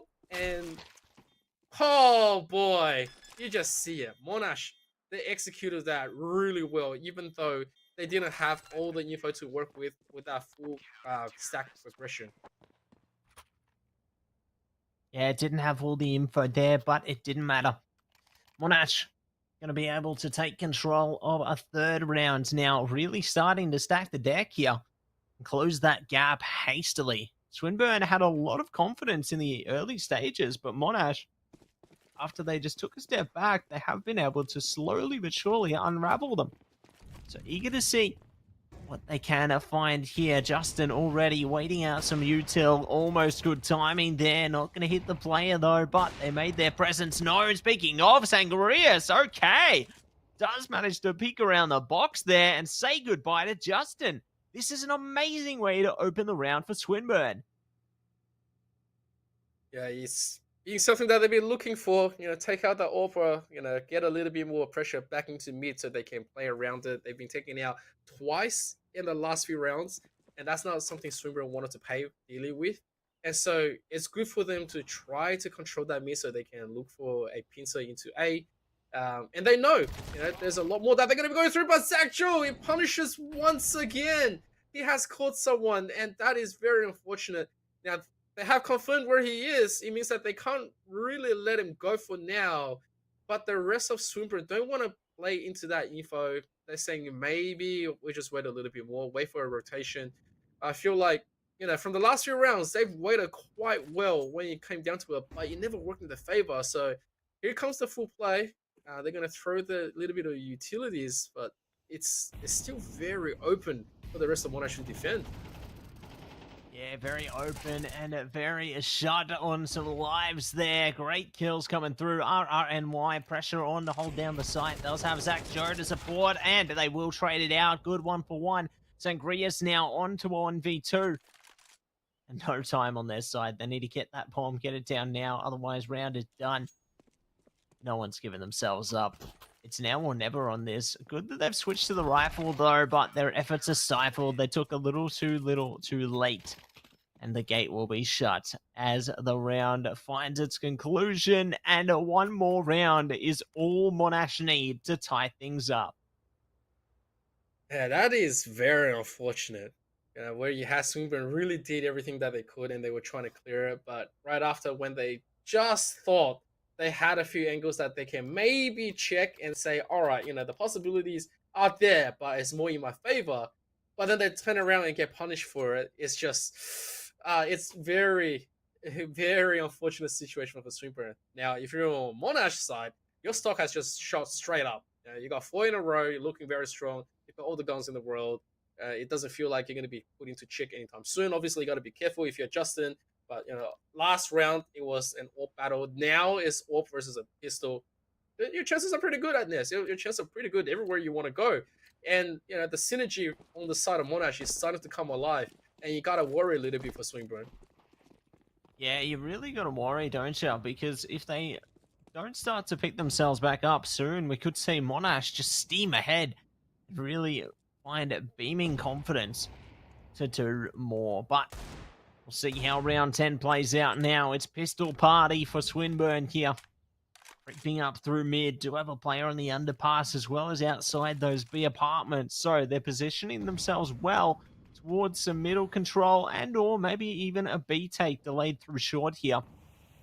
So they just wait things out for a sec. Justin, though, getting ready to try and stop them as well. I like how the CTs are adapting here. Speaking of, though, they aren't able to adapt quick enough. Shorts taken. UCCC, great little angle, shutting down these apartments players, but not too quick. They will be fought back. Bomb is going down, and now it's time for a retake. All right, retake is here. They're looking for an angle. They gotta wait. The utility is out. But right after that, there's 3 kids on their side. Monash players still really want to contest. Although they have no info just yet, that smoke is going to work in both favors. 2-on-1 is going to take Blossom out. Boom Boom's expert onto the side. Fishing for an angle. They're going to get 61 down. Hoo from top. He's going to get taken out. He does do a ton of damage. But now comes that 2-on-1. Can they do it? No. Justin says we're going to just completely take it back. And now we have equalized. Monash, they've absolutely done themselves proud. 5 they lost, and then 5 they won in a row. And then on that diffuse right here means we are currently at a deficit where, well, not deficit. We're currently at a, equal standings where we have no idea how it's going to swing. Yeah, I don't know which way it's going to go anymore. I mean, like, you see the confidence just being displayed from Monash here. I feel like they're almost unstoppable at this point. They had a slow start, but they've managed to reverse things almost entirely. We'll see exactly how the rest of this half is going to play out, though, whether Swinburne can get some wind back in their sails or whether it's all just going to come crashing down and burn. But all going to be dictated by how things play out here. Holding position for the CTs, waiting for these mid players. Should they reveal themselves? We'll see who can land the first blow, though, as the util starts to blow out. Really displace personnel here. But here we go, Sangrias. Great angle and strangles through the first, but they're not waiting for the second. 61, cheeky with it. And here comes the tease. Yeah, it's... Oh, that is really fast swing coming in from Swinburne. And they're going to quickly take the side. And now it's QCCCC. Like, it's cool that you go to the palace, but just then, they thought they had all the angles locked down. It was just a little bit too quick for Swinburne. In that half moment, they have found their success. And now, it's an interesting take coming out. You have 35 seconds left onto the clock. Both players from Swinburne, they have the opportunity to quickly go and adjust themselves, and they know they can out-trade them. But the most, I want to call this one out in that last one, is that when he came down to the Palace just then, I think it was 61. When he went in there, maybe a little bit of patience would have paid off better, or even if he's decided to switch into an AWP, might have worked into a different situation. But then again, in that firefight, he really needed to support his team, but Swinburne caught them all off guard in that really quick display of strength. All of a sudden, there's nothing else QCCC can do. I mean, save the orb, stay in the palace, and cool off a little bit. But this round belongs to Swinburne. It sure does. They've worked hard for it, and I think it's well deserved, like you're talking about there, Amp. And now that's going to place them back in the lead again. So the best outcome Monash can really hope for is going to be a tied up 6-for-6.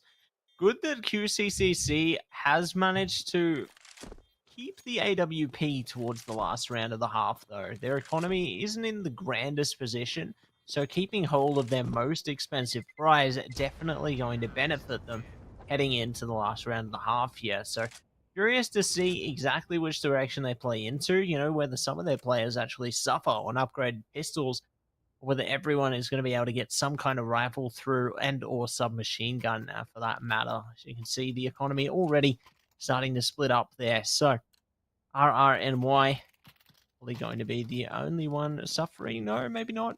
There we go. So they have managed to split the party, get a lot of util through, and see if they can manage to take advantage here. Yeah, I think it's probably the smartest thing right there. Not to fully focus on anything else, but get the U2 out because you want to get the first jump. And now a possible little bit of a duel here as 61 is going to win and out just then. But then, obviously his teammate behind him is going to get taken out. But nevertheless, transfers of one gun is going to be just fine on the side of CT, especially when you're down on guns. And all of a sudden, so you got to be careful. Swinburne is aware that at least an AWP is going to be on the side. They know there's going to be a semi-buy coming through, but they just don't know how much it's going to be playing into effect. Swinburne right now, giving that full respect. They do want to fish for some more information. They want to fish for just a little bit more of a play from Monash. They are looking. They say, well, if they're going to be at Palace, they're taking one of our guys out. It means that we don't really play for A, right? We're going to be fully focused on B. And deep diving that, Monash hasn't really responded in kind. So it's only QCCC, just barely defending here. Zach Joe is going to be looking into the play, but it's a little bit too late as there is going to be the trade. The site is going to be secured. They're going to get that info through, and here comes the plan. That's right. Here comes the plan. Here comes the boom. And we'll see who's going to be able to find that boom in a second now. They hold back a while longer. CT is looking to press it up from Market right now. Good swing timing from Oof, and booms. They find two. One remains in 61. Are they going to be able to get it done, though? That's the big trouble for them. They try and go for it. Shots over to one. Has still got two more to find, though. Trying to single out, but it's not good enough. Sangarius finds it and locks in a 2-round lead in the end. Well played by Swinburne to swing it back in their favor a little bit. Oh, there we go. The first half is pretty decent. Both sides has been able to show that they're able to play this game really well. And now it's the battle of patience, the battle of momentum.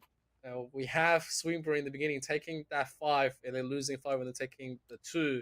And now that's going to be the advantage that they're going to be given. Monash on the other side. Let's have a look at what's happening with the way they want to play. With an early knife to QCCC's back, they say we're going to play it just fine. Even if we don't have all the health in the world, there is not going to be the stack. There's no optimal when it comes down to rush B, but it's fine. This is a little bit of a pistol chew. Anything happens, just some light taps to the head is going to be what we need. And Monash looking to slowly crawl through this apartment. Maybe they will find enough distractions, but R&Y is down. Decent start from the CTs here already. The T's try and overwhelm short and ladder room, but Blossom is able to blossom through with a bunch of kills. Zach Joe, though, is focused on the objective at hand here and does manage to get the bomb down. They're taking a ton of punishment and will go down in the end, but at least they got that bomb. CTs are going to be able to get some defusal cash, sure, but Monash, they're in a good position for a second round bye here. I'm curious to see if they are going to be able to push into that one now. But Swinburne, on track for another one in their favor. Pressure's on Monash here. Do they stay? Do they go? And let's see exactly which direction they are going to go in right now. Holding on to it for a little bit longer into the freeze time. Pondering whether they send this one or just hold on to their economy. And it looks like they will, at the bare minimum, get some pistols and a little bit of armor. Alright, I think this is as predictable as you can get when it comes down to what Monash can do with the economy. It's like, on one hand, yes, we can buy a util, but in this way, we can still play to our momentum, so might as well just go and, buy some of the pistols. It's not going to be too bad of a situation, but also got to give that respect to Swinburne. They know they're going to be gunned up. A lot of the holding ones is going to be holding the side quite well with util. Maybe Berserk probably spotted a little bit of fish swimming in his salt water right there. Is like thinking maybe they're there, but he's going to be looking at a lot of them being flashed up. They don't really spot him just yet until now. He's going to let it rip, but he's going to be traded out. However, the rest of his team, they're going to get a little bit more damage going through this one. It's 3v2. Sangris being smoked off. He is looking through, trying to get something with Poo. The FAMAS spraying through. They're going to get QCCC down. And now it's up to Justin. He gets one, swings through, gets the second. Maybe we will get this one, but no, he gets denied from boom. That's right, boom, and they will take it a step further now. 9-5. Time to clock off, and let's see how things go down into round 15 now. Monash struggling to find an answer into this second half, but this could be the round that they try and make something theirs. They've already got some rifles on their backs, the MAC-10. A little bit of util, a little bit of a mixed bag in that sense, but still more that can be done. Big aggression from Swinburne, though, pushing all the way up mid. Zach Joe and Go take advantage, though, trading out 1-for-1. In fact, more to follow. Monash, they're patient, paying the big bucks. You always want the big bucks to be paid out right there. We don't want petty cash, and this is something that I was having to laugh at on Rocket League on Saturdays. There was someone whose name is Loud Money, and I was just making fun of it. It's like, loud money. That's right. Who wants quiet money? You want loud, you want big, you want fantastic things just to be completely taken out, and that's what's happening. Right now, Monash is struggling a little bit, but not in this round as they do have a two-player advantage. They're going to also catch maybe Berserk out. He is just completely down and now in a 1-on-4 situation. Swinburne has no choice but to retreat, maybe catch someone off guard, but the best you can do is get a trade before you give your life for the cause. But it is still going to be Monash taking one consolation round back in, which is something that they sorely needed. And yeah, it's a rather tough one to be making the decision. We haven't really come down to which team has really shown that they are ready to take the full map. Yeah, haven't found which team is going to be fully prepared for that, have we? And eager to see which one will be able to really bring themselves into the fold here, prove themselves that they are going to be able to find it. It's Monash do find their spark, push themselves back into the equation now. Looking good for the moment, but we'll see if they can look all that much better heading into round 16 now. Swinburne's economy a little bit all over the place here. Do have a FAMAS in hand. Maybe you could have a little bit more upgraded pistols, the works, but will they be able to put themselves to work here to try and steal a round back? It's going to be a tough challenge ahead. All right, if we have some difficult tasks coming through, we always love a little bit of a challenge. Monash right now does have the guns, does have the superior little bit of advantage. And when it comes down to it, if you look at the utility, they can definitely just keep on trading utility to completely shut out the site. The thing is, I'm a little bit interested at is that they haven't really decided to play for that mid. They didn't really want to do too much. They're always like, all right, let's quickly take the short, take the cat, secured into the nest and know that there's no one there. Then let's go to the apartments. I've a little bit surprised with it, but never mind. Zachel's gonna find a jumping Sangris right there, but he doesn't check the player behind him. Maybe Berserk is just gonna be using the trigger discipline, waiting, fighting for his time as his teammates falling one by one. I think his window of opportunity might just leak. never mind. He's gonna deny the plant. I mean, they know where he is, but he's pretty much stuck. Like, look at all the bullets just completely peppering him. And it's now up to hoof, 1v4. My gosh. Good that they did manage to find at least a little bit of opportunity from being patient there. You know, they took out Justin and delayed the plan. Obviously, it's not going to net them the round, but it does give them a little bit of extra cash in their pockets from that little situation there. So, Woof might actually be able to find something here too. Getting a bit of damage through. Here's a close one, but not close enough. UCCC does manage to take it now. And 7 rounds locked in for Monash. They're getting closer again. Swinburne really struggling to find a further answer. I was actually thinking, what's going on with his mind? Was he gonna just quickly wait a little bit, go down, and then, as soon as he finishes the play, he's gonna go for the defuse? Like, he definitely could have played, the saucy player among us, but like, I think there was a little bit of a play right here, but Sangris is going to get taken down on the nest, get smoked out completely. He's going to be a fast execution onto B. They are going to be checking. Maybe Berserk is going to also go down. They quickly pick out the markers. Boston with AWP has no choice but to quickly back off. Swingbird's just going to call it. They say, all right, that was a little bit too quick for us to be playing around with, and we don't have enough to deal with you to retake this position. And yeah, like, I can respect that. You finally got your guns, you finally got an AWP, but then, the rest of the players don't have anything else but a pistol. So Boom Boom's expert, and also Hoo might be just playing for a little bit of a cheeky exit or maybe defend the MVP at this situation. But yeah, the Monash right now, they are slowly swinging that momentum back in. They want to compete, and they say, we're ready to finally play. Ready to finally play and ready to try and save the day here. Eager to see they are going to be able to do just that, though. Monash, who managed to take control of 8. Swinburne not able to find any further answers here now. At least have an opportunity to go into, I guess, kind of a buy round, should they choose to. I know some of their players' economy a little bit more spread thin, but they can still give it a red-hot shot. And eager to see if they are going to be able to do just that. Heading into round 18 now. Monash hit the ground running. Spreading their reach over through mid, through towards A here as well. Just defaulting through for that map control. Ready to see if they can spread their wings and fly. But the CTs don't want to allow them that. That's a really tough little bit of a situation for Swinburne, especially when they wanted to go for the save. They were all denied, so no AWP is going to be carried across, and now they have a scout instead. Like, the situation for them to take that mid has been absolutely awful. Like, they haven't had control of this nest for such a long time. It's sort of like becoming the current Achilles heel. And so, if you look at the position, Monash hasn't really changed up what they were doing. They're still very centered around that mid to B. They are going to get 1 kill given away to Swinburne, which is okay, but then, it's traded, and every little bit of extra guns that you give away is going to be completely rolled out. And so Zach Joe is going to quickly come out swinging.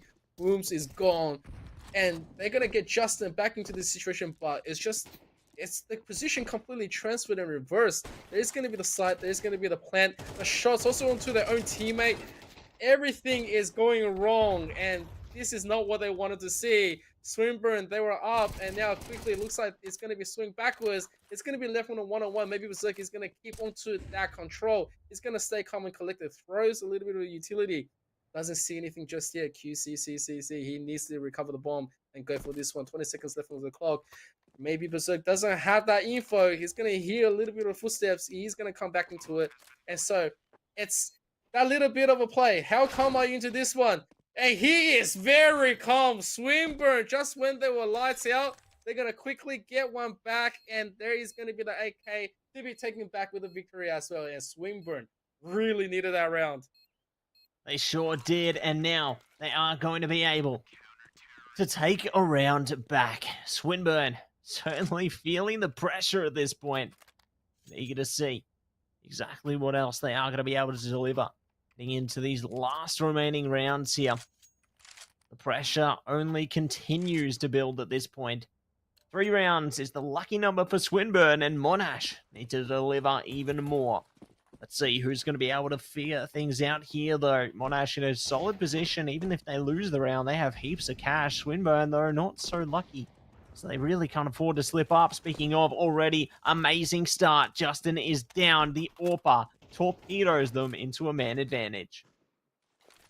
That's what they needed. That's exactly what I was talking about. Take control of that mid. Invest a little bit more utilities to try to support the nest to get your offer straight back into it, and that's exactly what happens. As soon as you do that, you put T's back into check.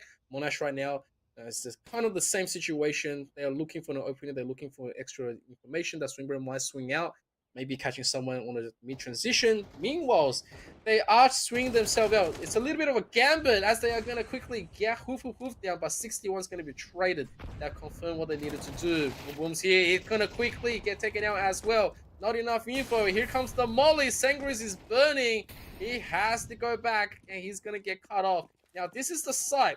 This is the perfect chance for them to quickly execute onto a plan to make sure that they still have a little bit more money for the team. For the next one, one have to remember, it's a 3v2. It comes to play. Maybe Berserk was blinded to that one, but there is at least one info, and that's pretty much it. Swinburne is going to get the defusal. The retake is gorgeous.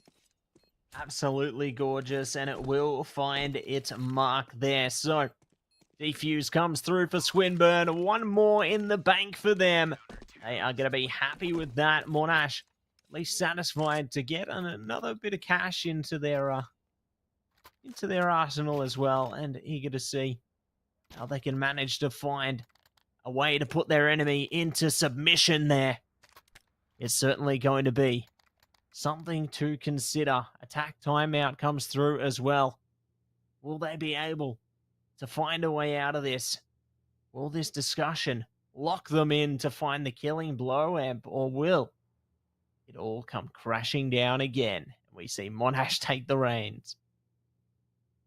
Yeah, I think this is what Swinburne really wanted to do. Get 1 or 2 rounds back as soon as they get that, slow everything down. Make sure that you play the mentality well. Make sure that you all know what you're doing. Stock up on things, and of course, Swinburne really wants to close it out over Monash. They had the early rounds lead. They had everything going through until they were pulled out from under. But I think if we can see Sangris, win out these jewels in the beginning and have Nest in play and put a big check into it, Monash, they get the momentum completely dropped out. But right there, it's going to be the trade. Sangris, although he does take one back, he takes a ton of damage into this one, but that's going to be a wild swing coming in. Blossom's going to be taking one, same as Booms.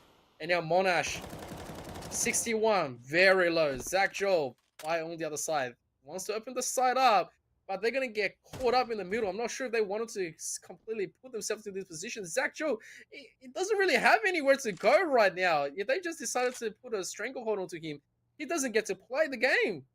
And yeah, it's just one of those situations. And now you have to rely on 61 with 15 health to try to save him, to try to provide a distraction.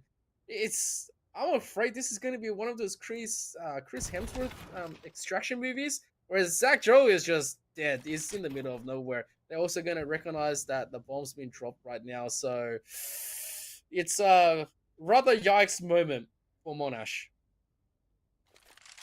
Yeah, brother, yikes moment for them there. It will be one more round locked in if they can get this one for Swinburne, which means map point is going to be in their favor there.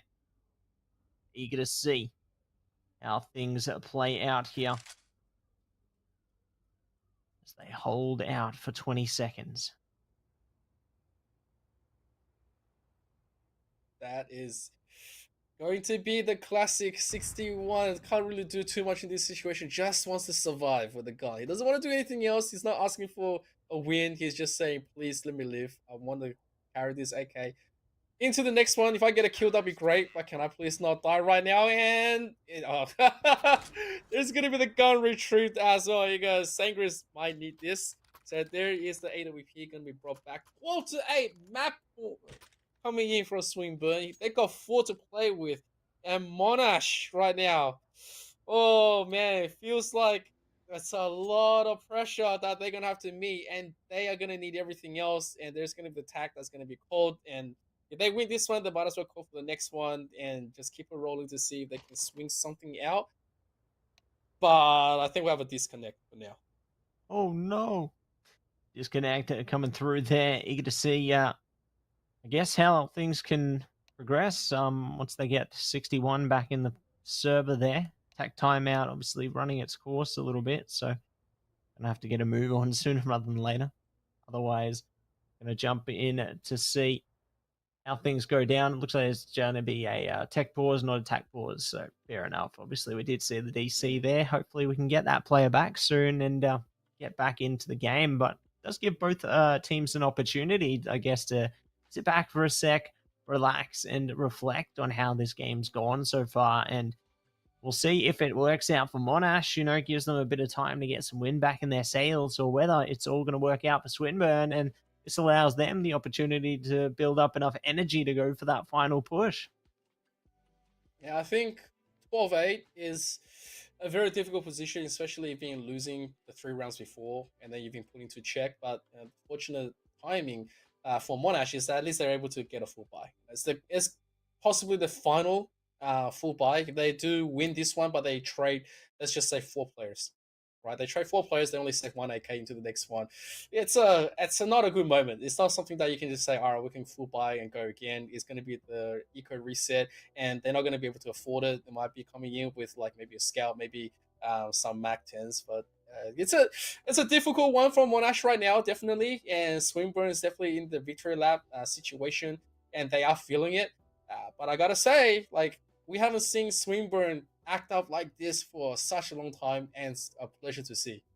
Absolutely, got to agree with you there, Amp. I feel like this season is really going to be, I suppose, a shift in direction from seasons past, because obviously we do have some of our pre-existing players making their way back, but we've also got opportunities to see new players entering into these rosters as well, which means the teams take a whole different shape, new identities come through, new teams start shining above the rest, and it just makes me so excited to see what's to come here, which team will end up coming out on top. Like, we did see seasons of domination in the past from RMIT. We saw UNSW do really well as well, but who knows if that could be the case this season? Anything's possible there. We'd certainly have just such ample opportunity to see different contenders here, and I love to see it. Yeah, it's always good to see. You hate to see matches where it's a one-way dunk, but then when players graduate, when new players come into the scene, and there's a lot of new talents, a lot of different team strategies being utilized, and it's just start to work out. You start to wonder, how's the power ranking for this season is going to go? Because we never know what's going to be the final condition for these guys. You saw UNSW versus UC from the opening match, where we know UNSW was the heavy favorites back in the days, and even now they still have wonderful players coming in, very talented and very aggressive kind of show style. But then you just out of nowhere, UC punch right back and said, it's our new team. We've also got new players ready to go. The lead is different. We have now adjusted ourselves, and it's worked out really well. Same thing for Monash. We're seeing Zach Joe, QCCC, and Justin from the last series. They've all been playing pretty well, and they've been able to swing some really good matches through. And then Swinburne, I don't think we've seen any of these players. I know that they were playing in the open series, but Swinburne into the elite series right now, what a great addition. Absolutely great addition, and you're gonna see how those additions play to fruition, heading deeper into the rabbit hole, as well as, just venture our way forth. Very excited to see what's to come here. Very excited to see, exactly what conclusion we'll reach with this matchup, and excited for the rest of the matches that are going to be on the fight card tonight as well, because, this is only our second match out of 4 matches tonight. Definitely keen to see what they're all going to play into and how things are all going to go down heading into the rest. As you can see later on tonight, we are going to have Adelaide University taking on UTS there. Scheduled next, following suit will be RMIT taking on UOM. I suppose some of these other rosters, right, I'm really curious to see what their teams look like, you know, because I know a lot of players graduated after last season. So curious to see some of the new blood that's going to be coming out. Yeah, I think this is one of those things where we are looking at is um like I don't know how many seasons we've casted where we've seen new players and old players, but then seeing the rise and fall is also a very different thing. I'm very eager to see what Adelaide University has in store for us because we've seen some good players that has shifted from here and there.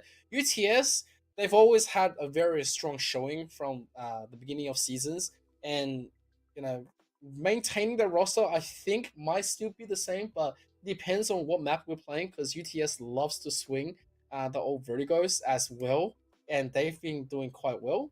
And so, yeah, it's I don't know. I feel like we can just be in for a complete surprise for tonight. Yeah, and you know, I love surprises, Amp, honestly, and I'm eager to see more surprises come out of the bag of tricks, so to speak, heading into the future here. I think there's going to be a lot of fun on the way through there, and excited to see what else is going to be on the table. But you never know; anything could be possible, and you know, could see something on the other side of the mirage. Mm. we, I gotta say, if we get like Mirage, or like a little bit more different from the usual Anubis and Ancient, I'm very happy. I'm a very happy guy. Um, but as of now, it looks like we are back. We are ready to play. It is 12-8. Swinburne ready to take it home all the way, and Monash on their final struggles. Let's see what they bring to the mix.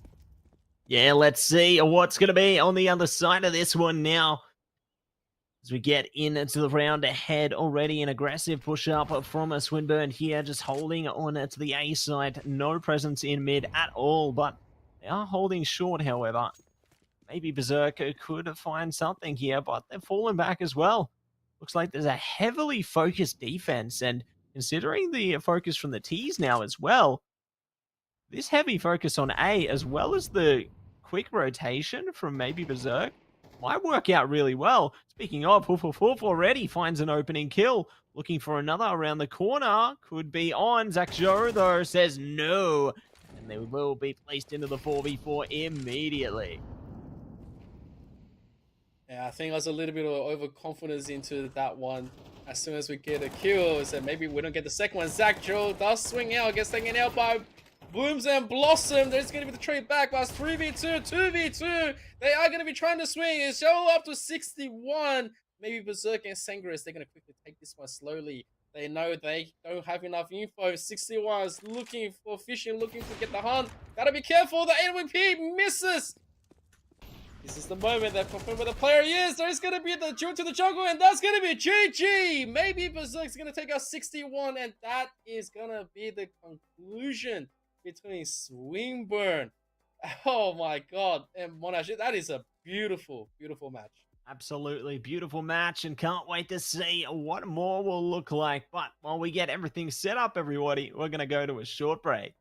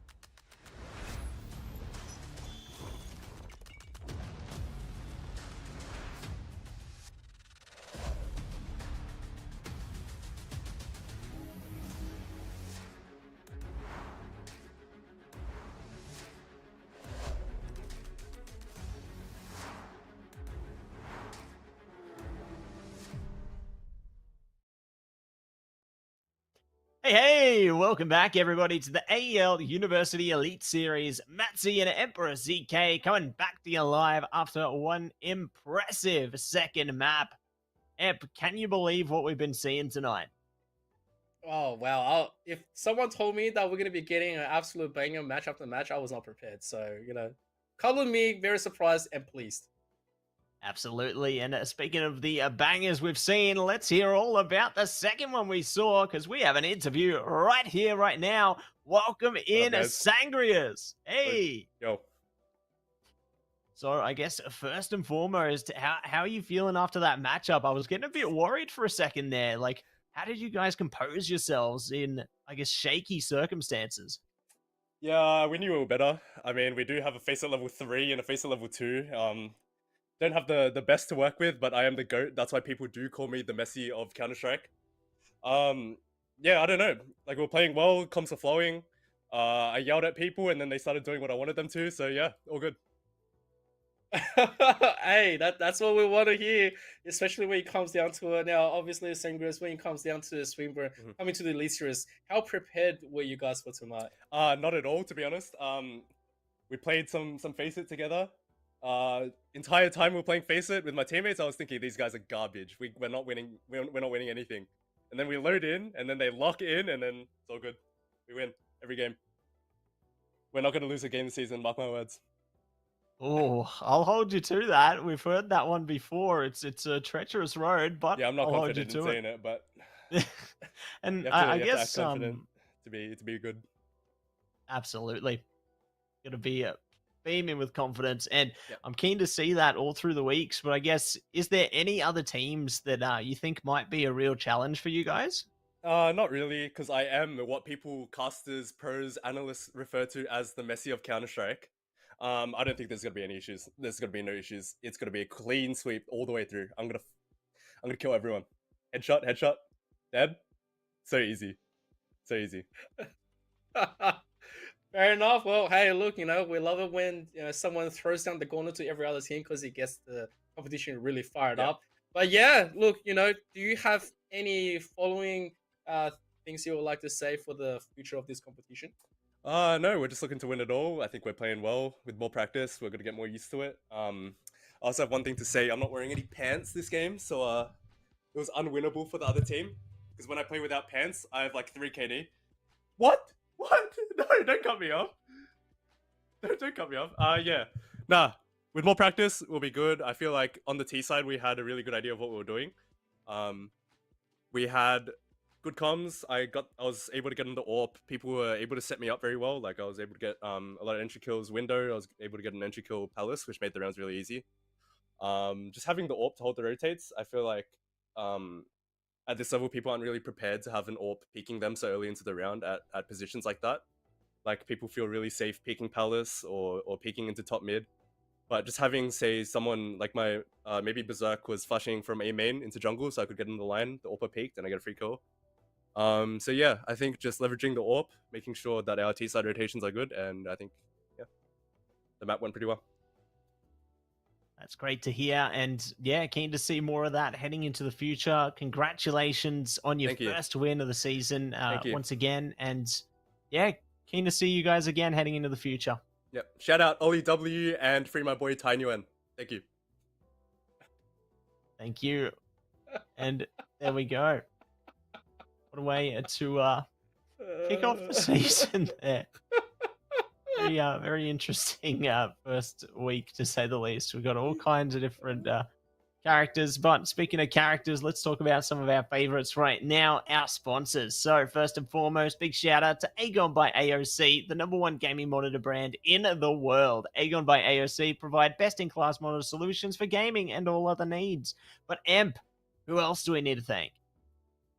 We have Indomie, the noodle partner made with high-quality flour and selected ingredients and spices. A plate of Indomie Mi Goreng will certainly brighten up your day. Try any one of the flavors available today from your local grocer or at indomie.com.au. Absolutely great stuff coming out there from our sponsors. Definitely appreciate them. You know them, we love them. They help the show go on. But speaking of the show going on, Amp, we have another match on our hands. Next up, it's UTS taking on Adelaide University. The battle will be legendary. And speaking of legendary, let's take a look at these legendary new rosters. Here we go. On UTS, you have Coffee, Delete, Kaze, I am Akaze, IMK, or IMVK, Mossifer. And on the side of Adelaide University, we have Doom, Shug, Crash, Hasdai, and Spec. Wait a second, this is the full returning roster from Adelaide University, where UTS, I mean, we've only seen Coffee, so this is going to be very interesting. So, oh, and also Kaze is a returning player. So, ooh, this could just be a very spicy match for tonight. Yeah, I got to agree with you there. I think it's certainly going to be a spicy one, and eager to see how things will go down. Obviously, got some returning players coming through there, so I'd love to see that, and eager to see how things all go down. But speaking of going down, let's go down into Veto Land in a second here. We will find out exactly which map is going to be on its way. There it is. Train Band, Furno Band, Nubis Band, Dust 2 Band, Nuke Band, Ancient Band. It's Mirage again. I feel like I've just been in this place before. Deja vu? Deja vu? Maybe it's Mirage! It comes, it hits you at all the times that you least expect it, especially when you're trying to quench the thirst. But when it comes down to the action, you're going to be getting a ton coming in from Adelaide University against UTS. I think this is going to be interesting. Right, if we had 2 of the players from UTS coming through, and then 5 full players from Adelaide University who actually had a pretty decent showing on the last Elite Series.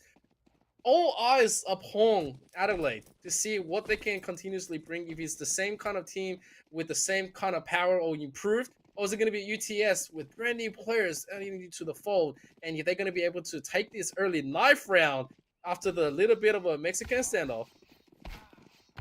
Yeah, going to be a big challenge for them to see who can manage to pull ahead, but it is Adelaide University pulling ahead there, will be able to find the knife, and now they switch sides on to CT. So, let's see how their CT side plays out as we get into the mix here. Certainly excited to see what else is going to be in store now. 5 seconds to go. Which way will the pendulum swing? That's going to be the big deal breaker here, the big question. All right, let's see how much we get that answer in this early round. As the side of UTS, they are going to be on the T side.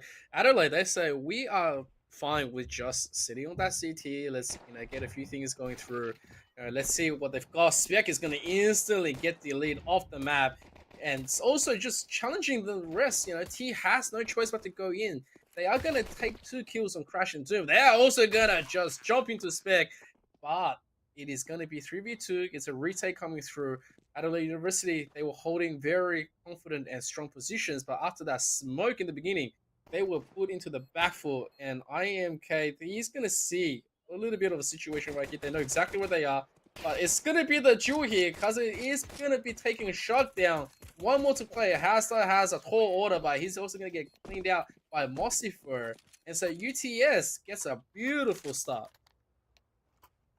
Yeah, let's see if they are going to be able to continue in a positive direction there. Obviously, finding the early round on the T side is going to be great to building great strides. And let's see if they can continue that right now as they already dish out some util and look to advance further forward.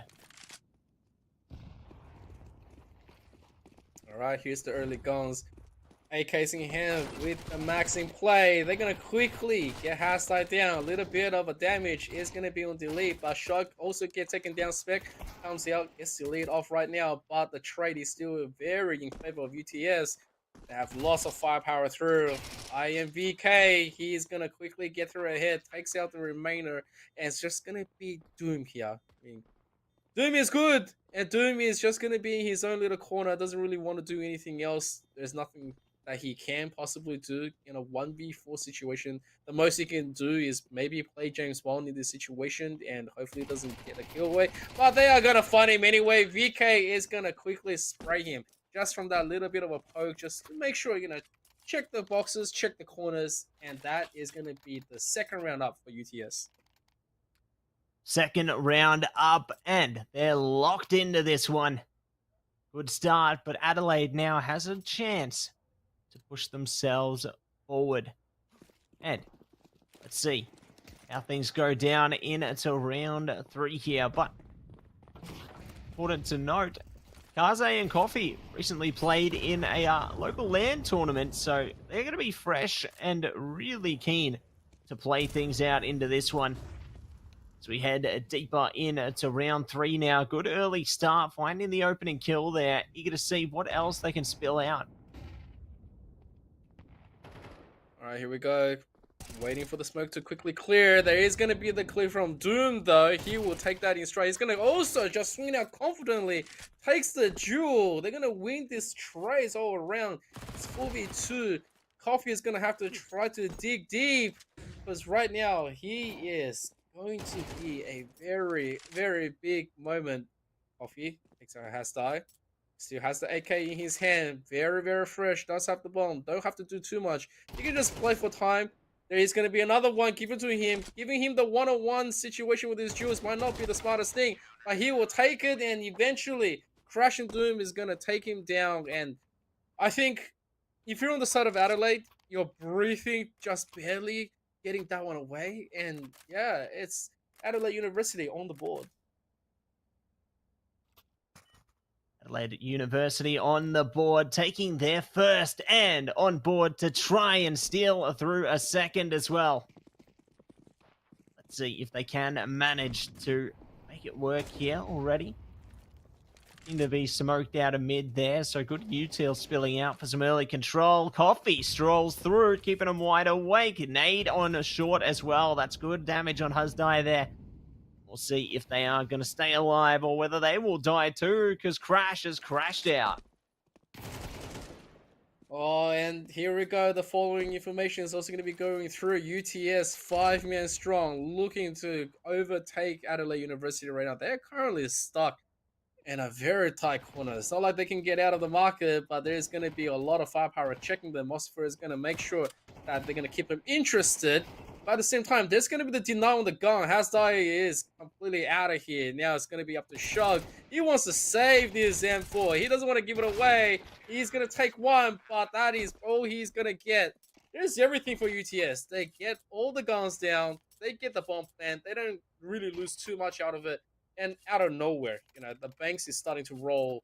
And Adelaide University, it's a round of eco. They don't really have too much to be thinking about. It's like, all right, maybe we'll buy something, maybe we'll buy nothing, and just pray that we can get like maybe 2 to 3 kills at max and deny this and play it as long as possible. But UTS, they know their advantage. Look at the way they're executing, how fast they are playing it.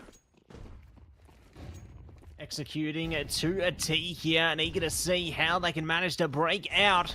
Shug and Co trying to wait him out. Oh, that was unlucky.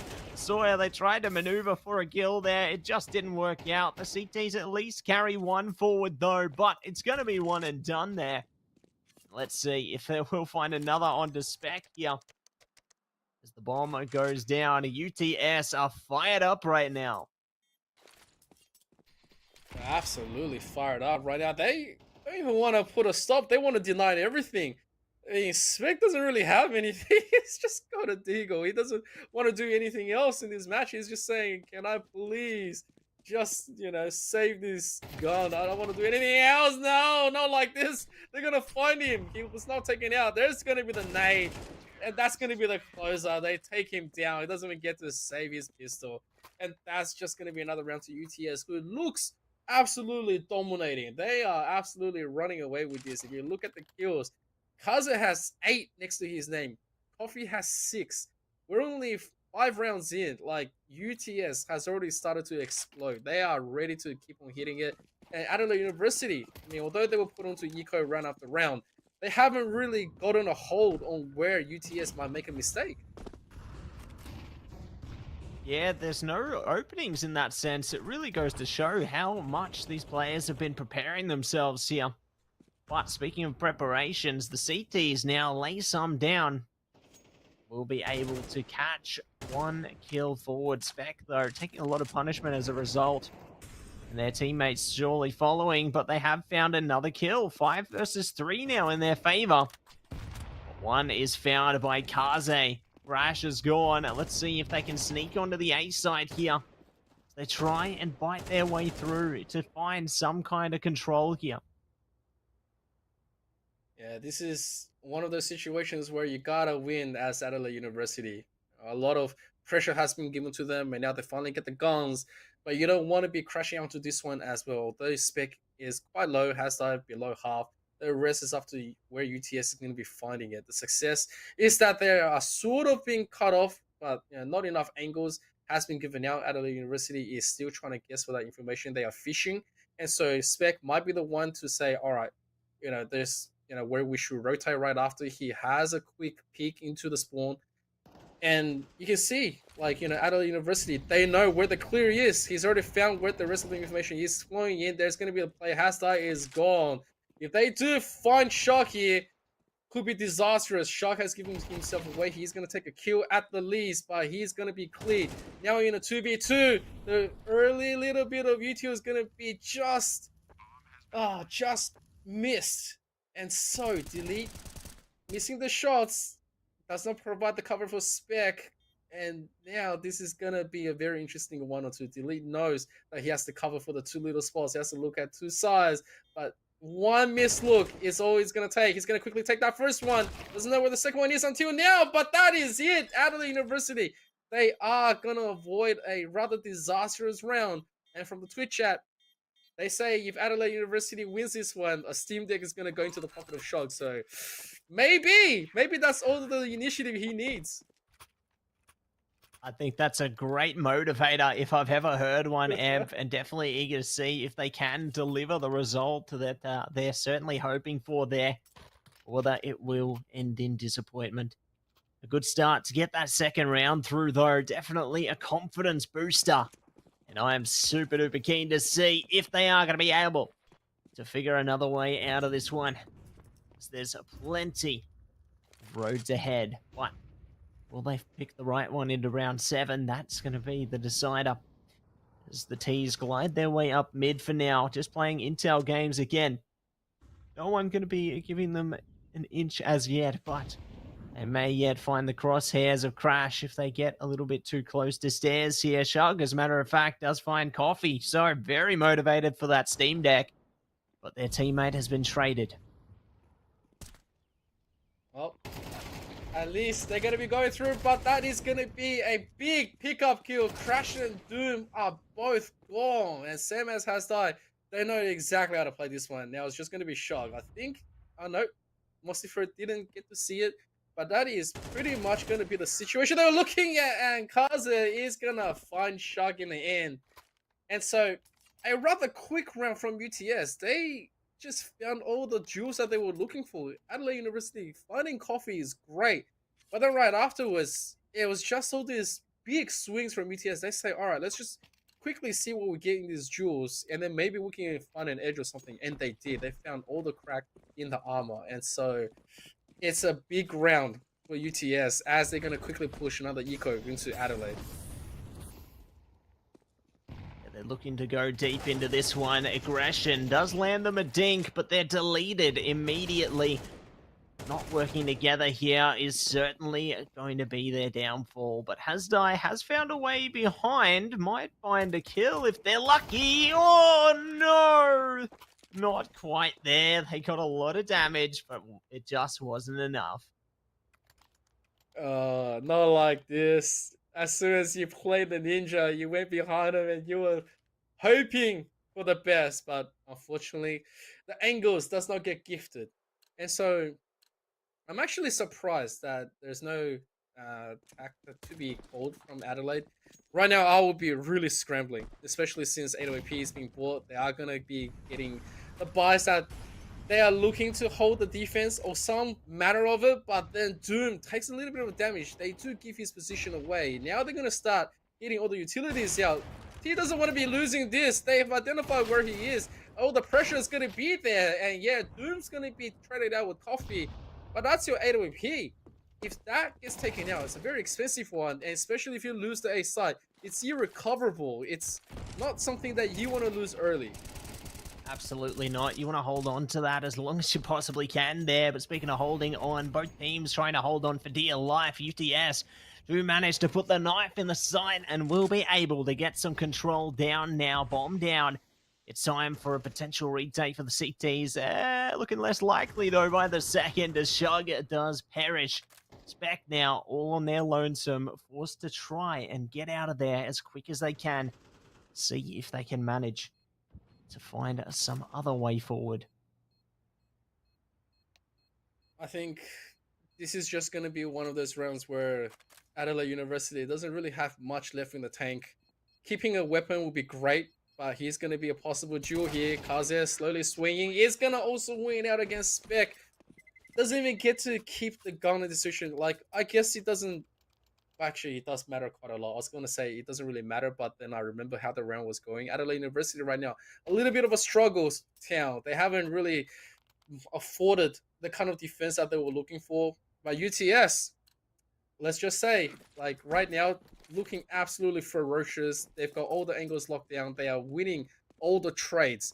The times where they have left out is serious mistakes, and then they were able to pick it back up. Spec instantly gets taken out. All mid control, all semblance of it is completely being taken out. Adelaide University doesn't really get to do anything besides just sit onto the side and hopefully get a favorable headshot. And now, look at those kills. One after another, angles upon angles, just cleanly taken by UTS. Like, what else can you say for that struggle streak Adelaide University is currently walking down? Yeah, there's not much more you could really bring into that, is there? Like, they've certainly aren't, having a lack of trying there. They're giving it their all, but UTS just seems so locked in at the moment. They're managing to find ways through every single hoop that's presented to them. And Adelaide, they need to find an answer and quick, the rounds are starting to dwindle here. They already lost Crash in the beginning there. It's tough. Maybe they just need to start off with tighter angles, try and get the T's to play into them a little more. Not allow such faster pacing from the T's, because already they're just singling them out one after the other. Spec at least finds a good angle there, but they're now isolated to Sandwich. And the T's might look to pincer on this position, and quick. Spec already taking a lot more damage. Has a teammate around the corner. Thankful that they can maneuver around it, but they're both annihilated within the blink of an eye. The adaptability from UTS there, just superb, and it leaves it all down to Shug to try and shove their way out. Oh my god, Shug is trying to go through the smoke. He's trying to do everything, but Kaze just half his number. This is really rough for the side of Adelaide University. Like, I want to, at least give a little bit of support. So I'm going to hold on to my Steam Deck to the camera that you can't see off cam. But like, come on, Shug, do something. Get that dub. Get something. You need to wake the rest of your team up. Something needs to change, even if it's very minuscule. But yeah, this is a rather tough one. We are going to be looking for the switch. This is the final round here before we activate that. It's one of those things where you have to do something different, where Adelaide might need to just break out, even if they have to just take a ton of damage for it, sacrifice everything for that Steam Deck. Like, what else can you do? Like, go through the trade. Don't worry about anything else. Don't worry about the mollies. Don't worry about the smoke. Just maybe swing all five. Just jump them. That could be something. But don't listen to me. But they are gonna quickly pick up a kill. Yeah, they pick up the kill. Ooh, another one on the way through from Delete, though. That was a bit sneaky. They do manage to take it through, popping them like a popcorn there. Crash goes down. Doom does follow it up, though. Good positioning, holding on site tightly. Oh, Spec taking a bit of punishment as well now, though. And they still have more to do, but I like the rotation here. The CT's anticipating that something could be amiss, but now, considering the time taken, they're doubling back to the A site, but in reality, the T's have slowed down the pace here and are really just pushing it down towards B. There's a large opening on B, which could work out wonderfully, but Spec's rotation could be problematic for them. And considering Shug's position, they may actually be playing into the site with more players towards it. Let's see how this one goes down now. Util spilling out, the rotation up short already. They know one's there. They saw the nade. Goodbye to Shug, but there's still Spec to worry about. They haven't cleared the site. Spec is there, and Spec doesn't care. What a way to end the half, Amp. That's one way to redeem yourself. That's what I was talking about. You got to do something, Adelaide. Yeah, that was looking rather tough in the beginning. And, you know, it's a magical 9-3. I don't want to mention a certain forbidden word, but, you know, there could be a situation when it comes down to it. I think if we really want to put this into a play, UTS has just come onto tonight's game with an abandon. They said, you know what, we're just going to quickly do whatever the hell we can. And, you know, it felt like they were already warmed up. Adelaide University hasn't really taken up to the occasion at the same. And so, 6 rounds difference. They have a lot of work to cover. They have a lot of grounds. And it looks like it's going to be the classic opening. They're going to be looking to quickly, just grab the 2 utilities, throw it out, get the cover, and just go for it. There's no long distance duel, but it's going to be in good favor to the side of Adelaide. And this is the side they're looking for. Mosifor is going to get 2 massive taps to the head. Kaze gets the 3rd. They are denying. It's just nothing but headshots. And that is unbelievable for the side of UTS. Absolutely unbelievable there. And eager to see what else they are going to be able to bring through. Jumping into the mix here. 10 rounds in favor of UTS right now. They are on top of the world, Amp. And eager to see if they are going to be able to do a bit more with it. Heading into round 14 now. UTS certainly in a prime position. Adelaide need to figure out a way out of this. Otherwise, they could be in for a world of problems ahead of them. We'll see if they are going to be able to deliver something here. They hold back a second longer now. Shots coming through. Delete waiting around the corner now. No one on the receiving end as yet. Doom, though, is good to begin. All right, here we go. What else can they get? Hasdai is gone. Coffee was spraying him into that little bit of a duel. He's also going to get away for free. No one else really covering. Doom and Shug walking up to the side. They are looking to open AEL completely. There's the swing, but no one else can actually go for the cover. And now Crash has to retreat.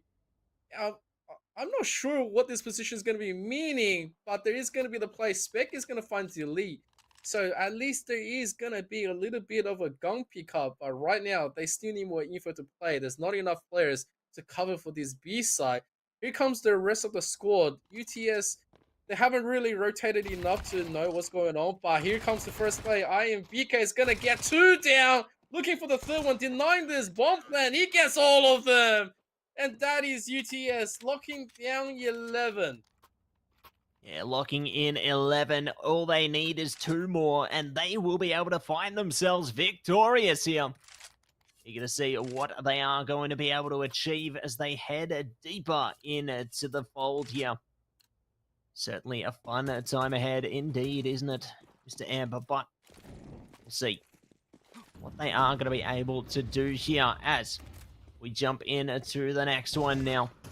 Good shot from Mosifor there. Crash goes down. CT still ahead for now. Adelaide, though, got an opportunity to try and play around. See what else they can come up with here. See if they can get themselves a bit further into the mix here. Shots to short. No one dares peek.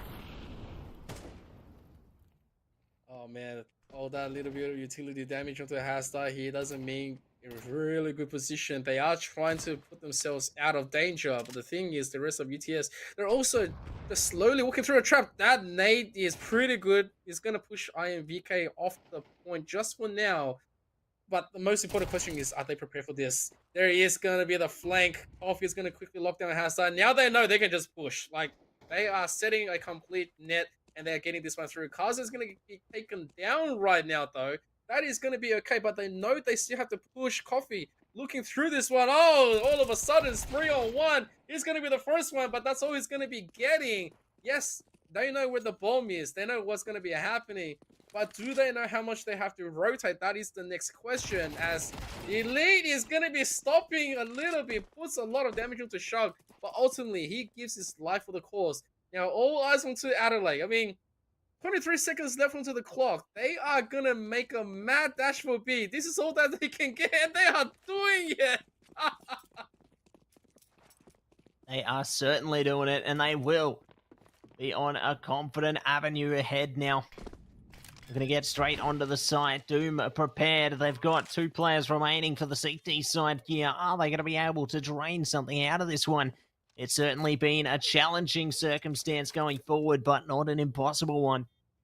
And we'll see if they are going to be able to mix something further forward now. They jump into it. Holding back for the second. Here we go. Shots come out. Adelaide lock in. And they will be able to take control. One more round in their favor.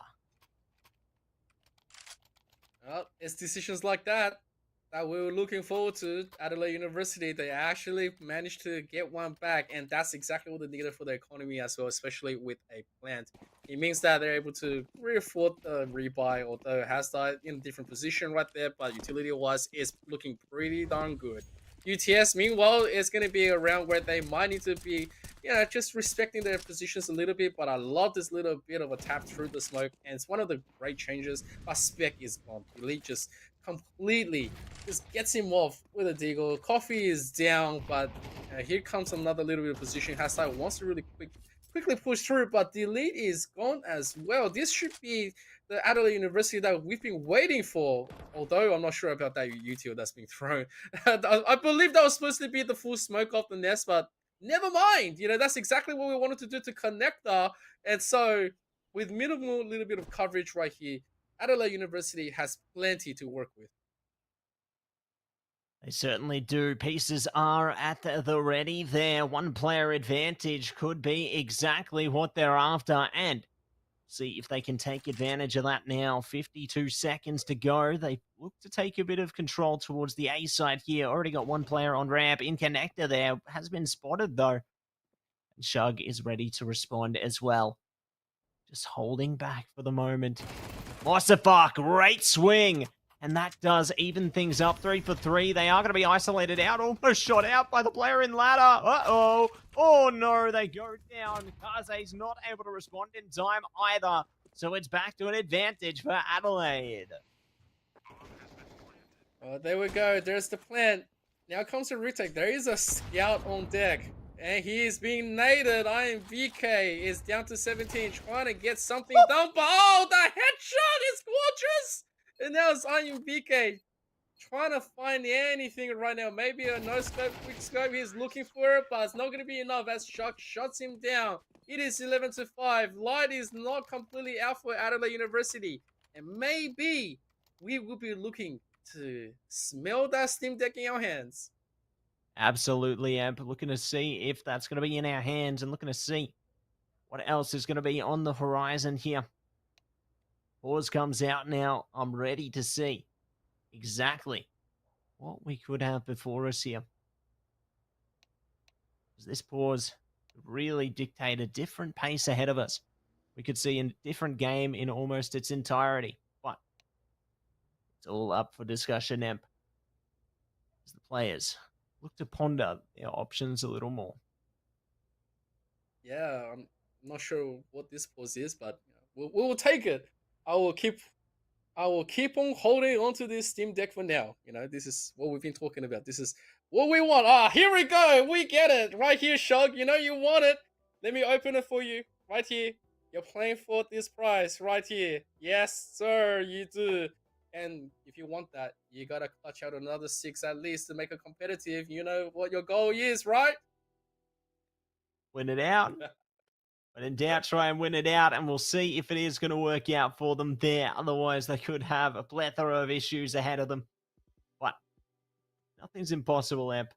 We'll see exactly what's going to be on the line here. Sorry, I had to do it. It's look, right now if we get back into it, it's a very confident display. from UTS. You know, their players are absolutely rocking, and massive shout out to Kazet. You know, him and Coffee has just led the way for the team, but more than anything, like if Coffee goes in and he wants to open the beginning duels, right after is Kazet to swings the rest. You know, just fighting these individual tactics and plays that just execute so well for UTS. And right now, you know, if we thought UTS started up with the momentum and they've got all the wind in the back, Adelaide University is starting to pick up their steam as well. It feels like, yes, it might be a little bit more slower onto the take, but they are not out just yet. They've got a little bit more showing to go. They've been able to take some really wonderful fights. And so, you know, especially with this little bit of a pause, you might just favor them back. Yeah, certainly might favour them back, won't it? And you get to see just how favourable things are as we do jump into it now. Wait and see what's on the horizon here. But hold back a second longer now. The T's big pressure on mid, 3 players with the bomb there as well, looking to see if they can get a bit of control early. Then they have that flexibility to go towards the A or B sides here. We'll see exactly what's going to be on the horizon for them as they hold back a second longer. There it is. Oh my god.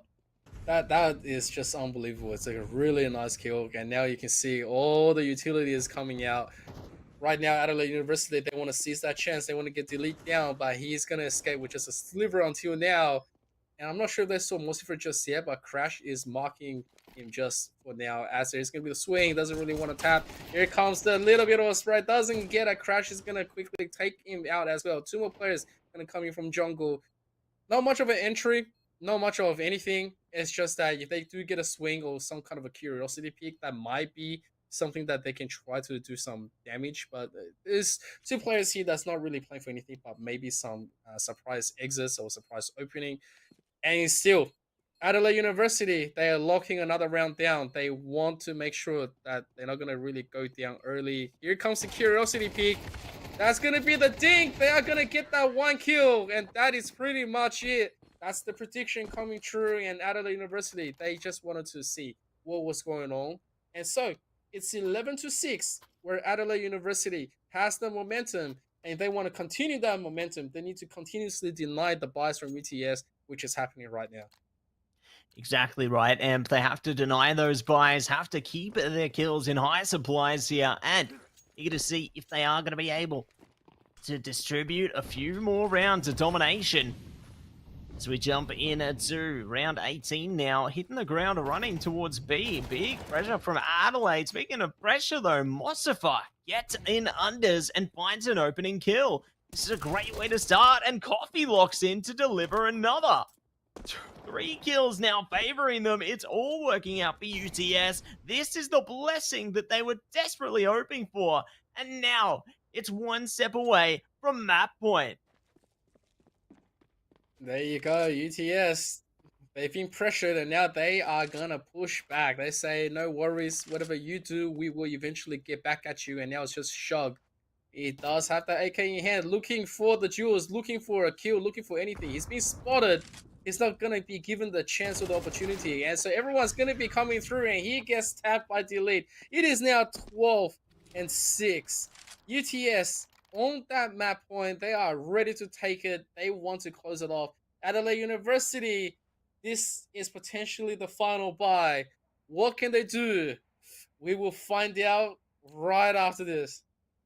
That's right, we're going to get straight into round 19 now. Adelaide University still confident as ever. They have plenty of guns on their backs and util to follow. Let's see if they are going to be able to manage a solid assault though. Delete, ready to peek around the corner. So many close by, and it opens up. Huzdai says goodbye, and now they look to get a high supply of kills. Nade comes out though. That's a big one. Shug suffering, and they know they're around those corners. They need to move, and quickly. Oh man, look at that. The aggression coming through from Adelaide. They know they can't really afford to do anything else. Although they have banged up members, they don't really care about it. They say they are going to be taking it. And there's going to be the kill has died. Kaze going down to 4. They need to get a little bit more of a refreshment. The supplies needs to come through. Where is going to be the play? Mossifer is looking, peeking, but Coffee is gone. That's going to be the first one from Mossifer. He's fishing for the other one. He's going to get the 2. It is 2v2. There's a little bit of a confusion onto the play. There's the drop. There is the full tap. But it's going to be behind him. Shug in a 1v1 right now. Time is running out and not much to be said, but he wants to keep him interested. But that is going to be, yeah, that's going to be a round to Adelaide. Everyone dies. But Adelaide, they have not given up just yet. It is still map point. It is still going to be a competition. And we've only got 5 rounds that sets them apart. Yeah, 5 rounds that set them apart now. Definitely a close one, isn't it? And eager to see how things go down heading in to the next partition here.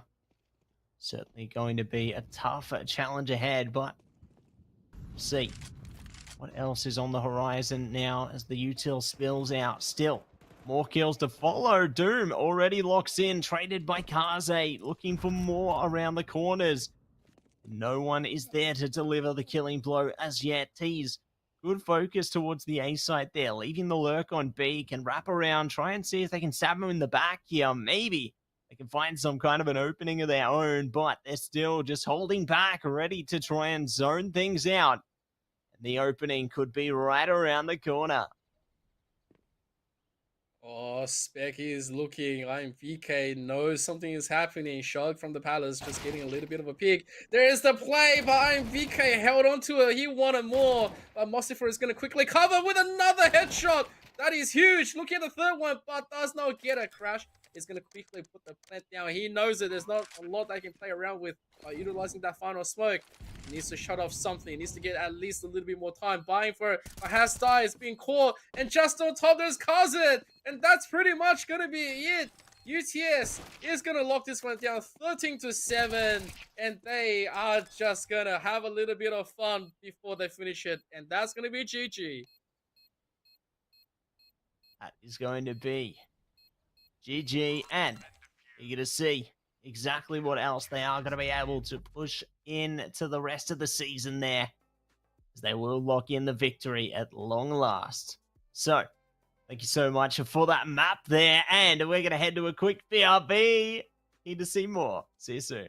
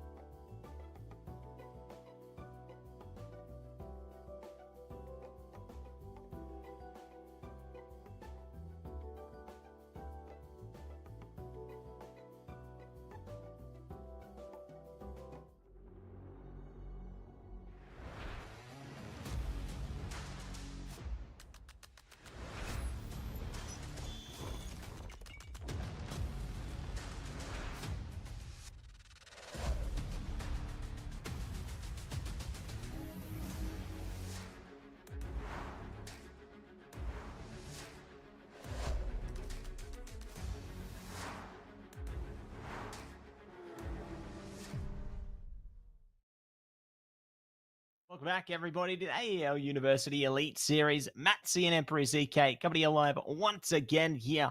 And what a wonderful third map that was. And speaking of the third map, let's take a chance to say hello to one of our players. Welcome in for our interview. It's Delete. G'day, guys. How you doing? Fantastic. And it's a pleasure to have you on, to be honest. And I got to say, after that map, how are you feeling? I was getting a bit worried towards the end there that, you know, they were starting to make a bit of a comeback. What do you feel you guys were able to do right in order to, I guess, get the final nails into the coffin? To be honest, like, I think that the thing with that map was that, like, we sort of just had a really good and smooth T side, so we weren't too worried on the CTE. And I think they sort of were coming back towards the very end just because we kicked our feet up a little bit. Obviously, no disrespect to the enemy, but you know, we were sort of playing a bit more loose. Like, I think one of the rounds, like the second last, I just pushed A main for no reason, and like we just leaked it that way. And so, you know, just towards the last round, we just thought, you know, like let's play normally. You know, get the win done, and yeah, it was smooth sailing from there.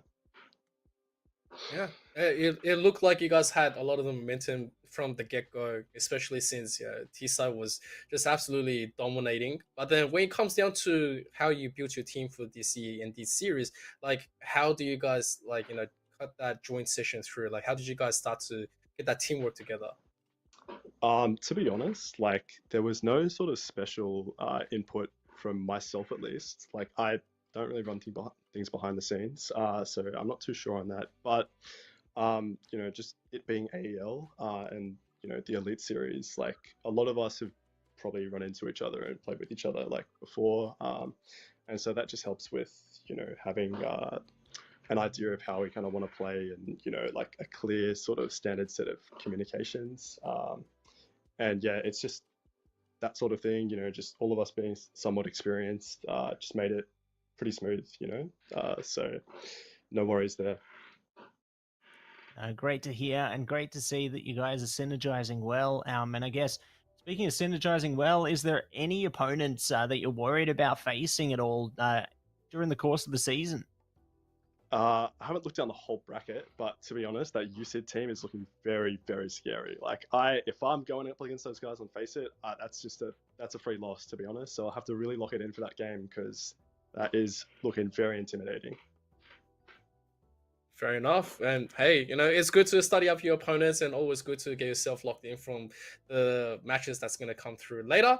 But, you know, massive congratulations for your opening win on the first week of Elite Series. Before we do close up with the questions, do you have any final conclusions? Not particularly. Cheers, guys. Appreciate the cast, and yeah, thank you. Thank you so much for joining us there. Congratulations again. Great stuff to come through from one of our players in Delete from UTS there. So definitely appreciate all of our players really blessing our ears with their insights into how things are going. And it's just great to see what's to come, I suppose, as well. But definitely eager to see what else is going to be on the horizon for the rest of our games tonight. And as we see the little preview of our fourth and final game, RMIT taking on UOM, and I am just so keen to find out who's going to be representing RMIT this season in particular. And let's see who it is. Yeah, absolutely. Look, it's RMIT. We have Lime, which we're all very familiar with, and then with ISO, Astron, Venom, and Bin. I think the only returning players here was Lime and Bin. And then again, on the UOM side, you have Beaver, Attila, Al-Qaeda, Luke 1Gs. I think there was a little bit of different spelling, and June. UOM returning most of their players back in, if not all of them. And yeah, so Lime and ICO, they are the confirmed returning players from RMIT, looking to take over the leadership as left by Rofoko back then. But it's going to be looking like a bang of a series. Absolutely. I think it's going to be a really fun one. And I'm super duper curious to see what direction the team heads in now. You know, considering the difference in leadership there, the difference in structure, it's going to be a fascinating time forward to see exactly what's going to be on the horizon for them. And speaking of what's on the horizon, let's see what our horizons look like map wise. Inferno band, Nuke band, Mirage Band, Ancient Band, Train Band, and Nubis Band. And that leaves us with Old Faithful Dust 2. Yeah, baby. Let's go. Let's go. Any week with our Anubis, it's a win for me. Like, we haven't seen enough Dust 2 at all, and we're gonna get a Dust 2. I say let's go and get this one going through. And of course, the biggest one we go through, obviously with anything, we gotta get the Old Faithful out. Get your knives, hold it up, stick it in, and maybe we shall get ourselves an explosion of damage that we have not fathomed just yet.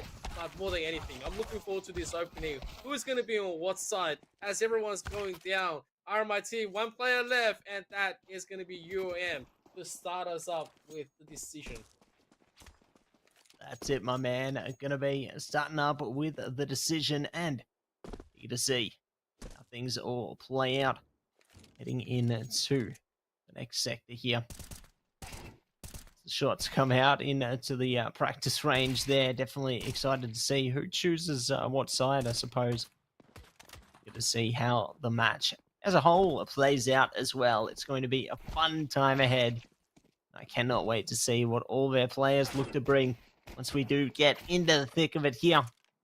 There we go. It's going to be RMIT CT side, UOM on T side, and we are getting prepared to dive straight into the madhouse. And I am so keen to see the final matchup. All right, this is the final series of tonight in this first week of Elite Series. We do have UOM opting, staying on the T side. RMIT going to be defending that one up, and it's going to be one of those interesting situations, right? Where UOM, all eyes upon them, all the players from the last series is now returning to this series. They're all looking to carry for their team. And what kind of strategy do they have, right? If we know RMIT as who they are always, UOM knows that they have a tough match ahead, even with newer members from RMIT taking up the mantle of RMIT's championship side. That is pretty good in the beginning. Have a little bit of a ding to the head, and they say, time to play. Time to play a game. Let's see who's going to win that game. Kills coming out left, right, and center from both sides right now. Phenom, great way to get shut down there. Al-Qaeda gets it done, and we'll be able to plant that bomb straight down. UOM gonna lock in here. It's time for a retake, though. Lime are pushing up with Ben and Astron there. Peeking around the corner, one next to the door, one on the side. Do they find them? They don't check the corner, and they suffer as a result. Lime says goodbye. Finn, though, says hello. 1v1 now. They're trying to lock into it. Play bring around the Rosie, around the box there. The shots come out. Finn's ready to pull it. Oh, no. They picked up the Glock, though, and get it done. Oh, my gosh, Ep. What a chaotic round. Well, this is what is supposed to be, right? When it comes down to a match from RMIT, they always say, if you got a trap waiting for us, just play it, because we want to jump into that trap and we want to see how deep the rabbit hole goes. And that's exactly what it is, the beginning of chaos. And so, even though there was defused, there's going to be the plan, there's also money. Both sides having substantial amount of kills is able to afford to buy something. And it is time to get spicy. Look at Attila. Instantly opting for the scout. He wants to stop playing. He wants to fight. He wants to get this one in. He says, I am the danger. I am the one to take this one through. And the rest of RMIT all bought guns as well. And they say, bring it on. Bring it on. And that's exactly what they did. They brought the heat there. And you're going to see exactly how they managed to bring something else into the fold here. Hold back for a second longer now. Looking to distribute some more chaos amongst us. They'll tiptoe forward, but the CTs, they aren't looking to be any pushovers either. They are just holding back for a second now. Prepared for trouble. Ready to escape from the rubble. We'll see. They can stumble forth now. As they creep up in, good util does spot them over the top there, not able to stop them out, do get there in the end, but there's still plenty of problems on the horizon. Bin running out of patience, running out of bullets, they're forced back into spawn, my word. Well, when you come down to it, UOM says, we just want to lock you down, and Bin says, I want to win, I want to shoot all the heads, and so there's going to be a kill onto Luke 1Gs, but there is still just too much that they're going to be dealing with. There's going to be the trade, they know where Beaver is, now it's the duel, Astron is looking, there's the taps, it is low, but Beaver wins on that one. It is all tied up. UOM, they say at the beginning, that's okay. The second round, that's where we shine, and everyone was testing the patience and just how much mental strength that they're going to bring into this match. Yeah, how much is going to be brought into the match? How much strength is going to be on the horizon here, Amp? It's certainly the big question that we have to be asking ourselves here. Are they going to be able to push themselves to greater heights? Or will it all come crashing down? Bin says good night and more to follow, but they have been able to trade it back. So, decent way to push themselves into the fold here. RMIT still kicking on the ego.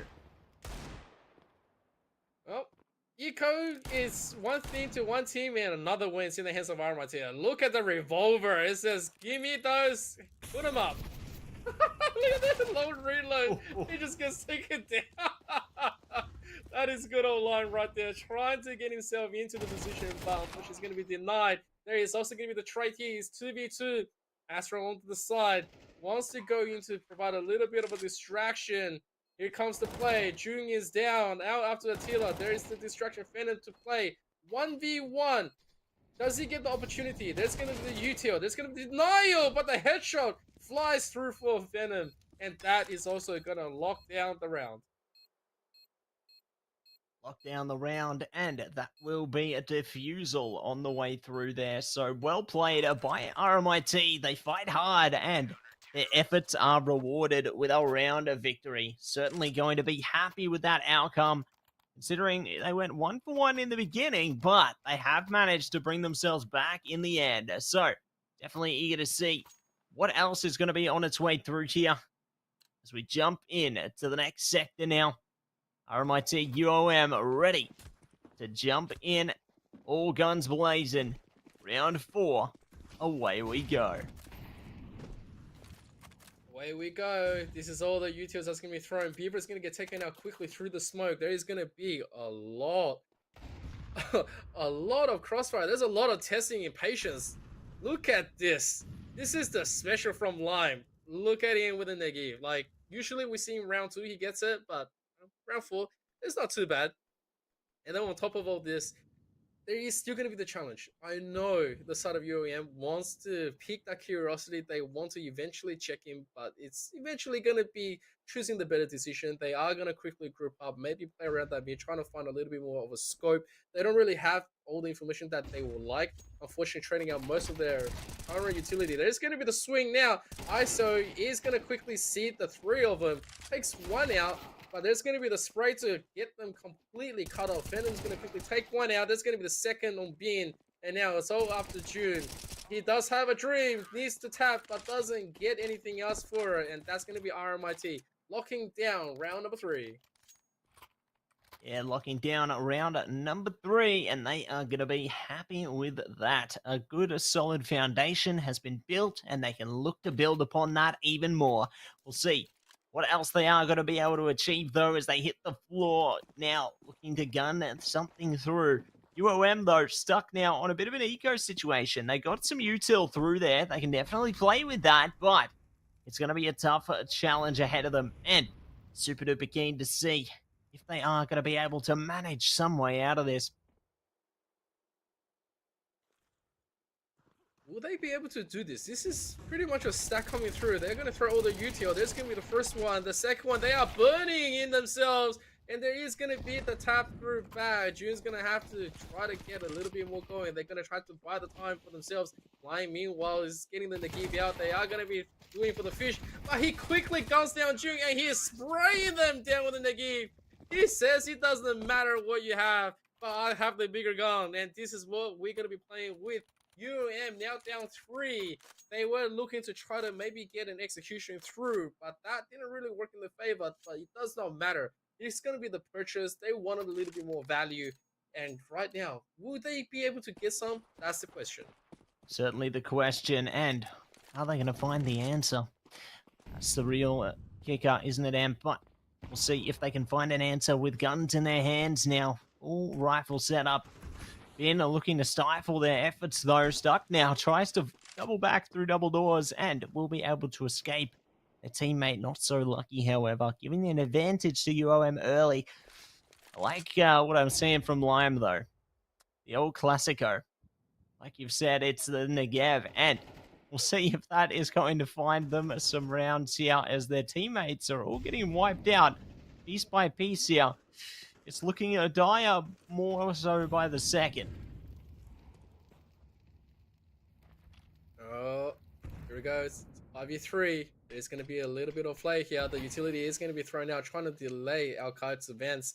But there's not going to be too much more that they can provide right now, UOM. Although they do have the displacement when it comes down to it, they're fishing for a little bit of a duel. Al-Qaed is just antsy, looking for something, giving a lot of info to the side of RMIT, although Lime, he's just going to be sitting on his popcorn blaster right here. He is going to be looking, going to get denied, beam gets taken out. This is pretty much the open map they were looking for. UOM finally able to put something back in as they lock down the site and just get that bomb down.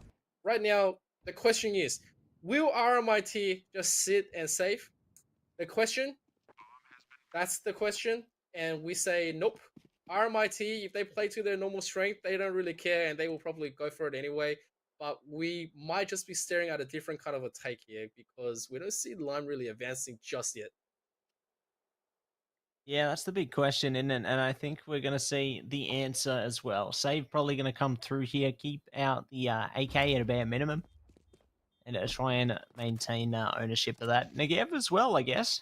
If Lime does find another weapon, it'd be great. But Negev going to find some good use. Trading out for the AK now, definitely a worthy trade. And I guess the Negev did find a little bit of fruits of their labor, so to speak, heading into that round. So not too shabby, but still not great. They've lost a round to UOM now. They have to play a redemption into this next round, and curious to see exactly what's going to come of it. Yeah, I think that's a very interesting question here, right? RMIT, they don't usually hold or save. They usually go in and just go for the kill. And right now they are going to give a little bit of respect back into UOM, who has been able to show that they're able to contest really well.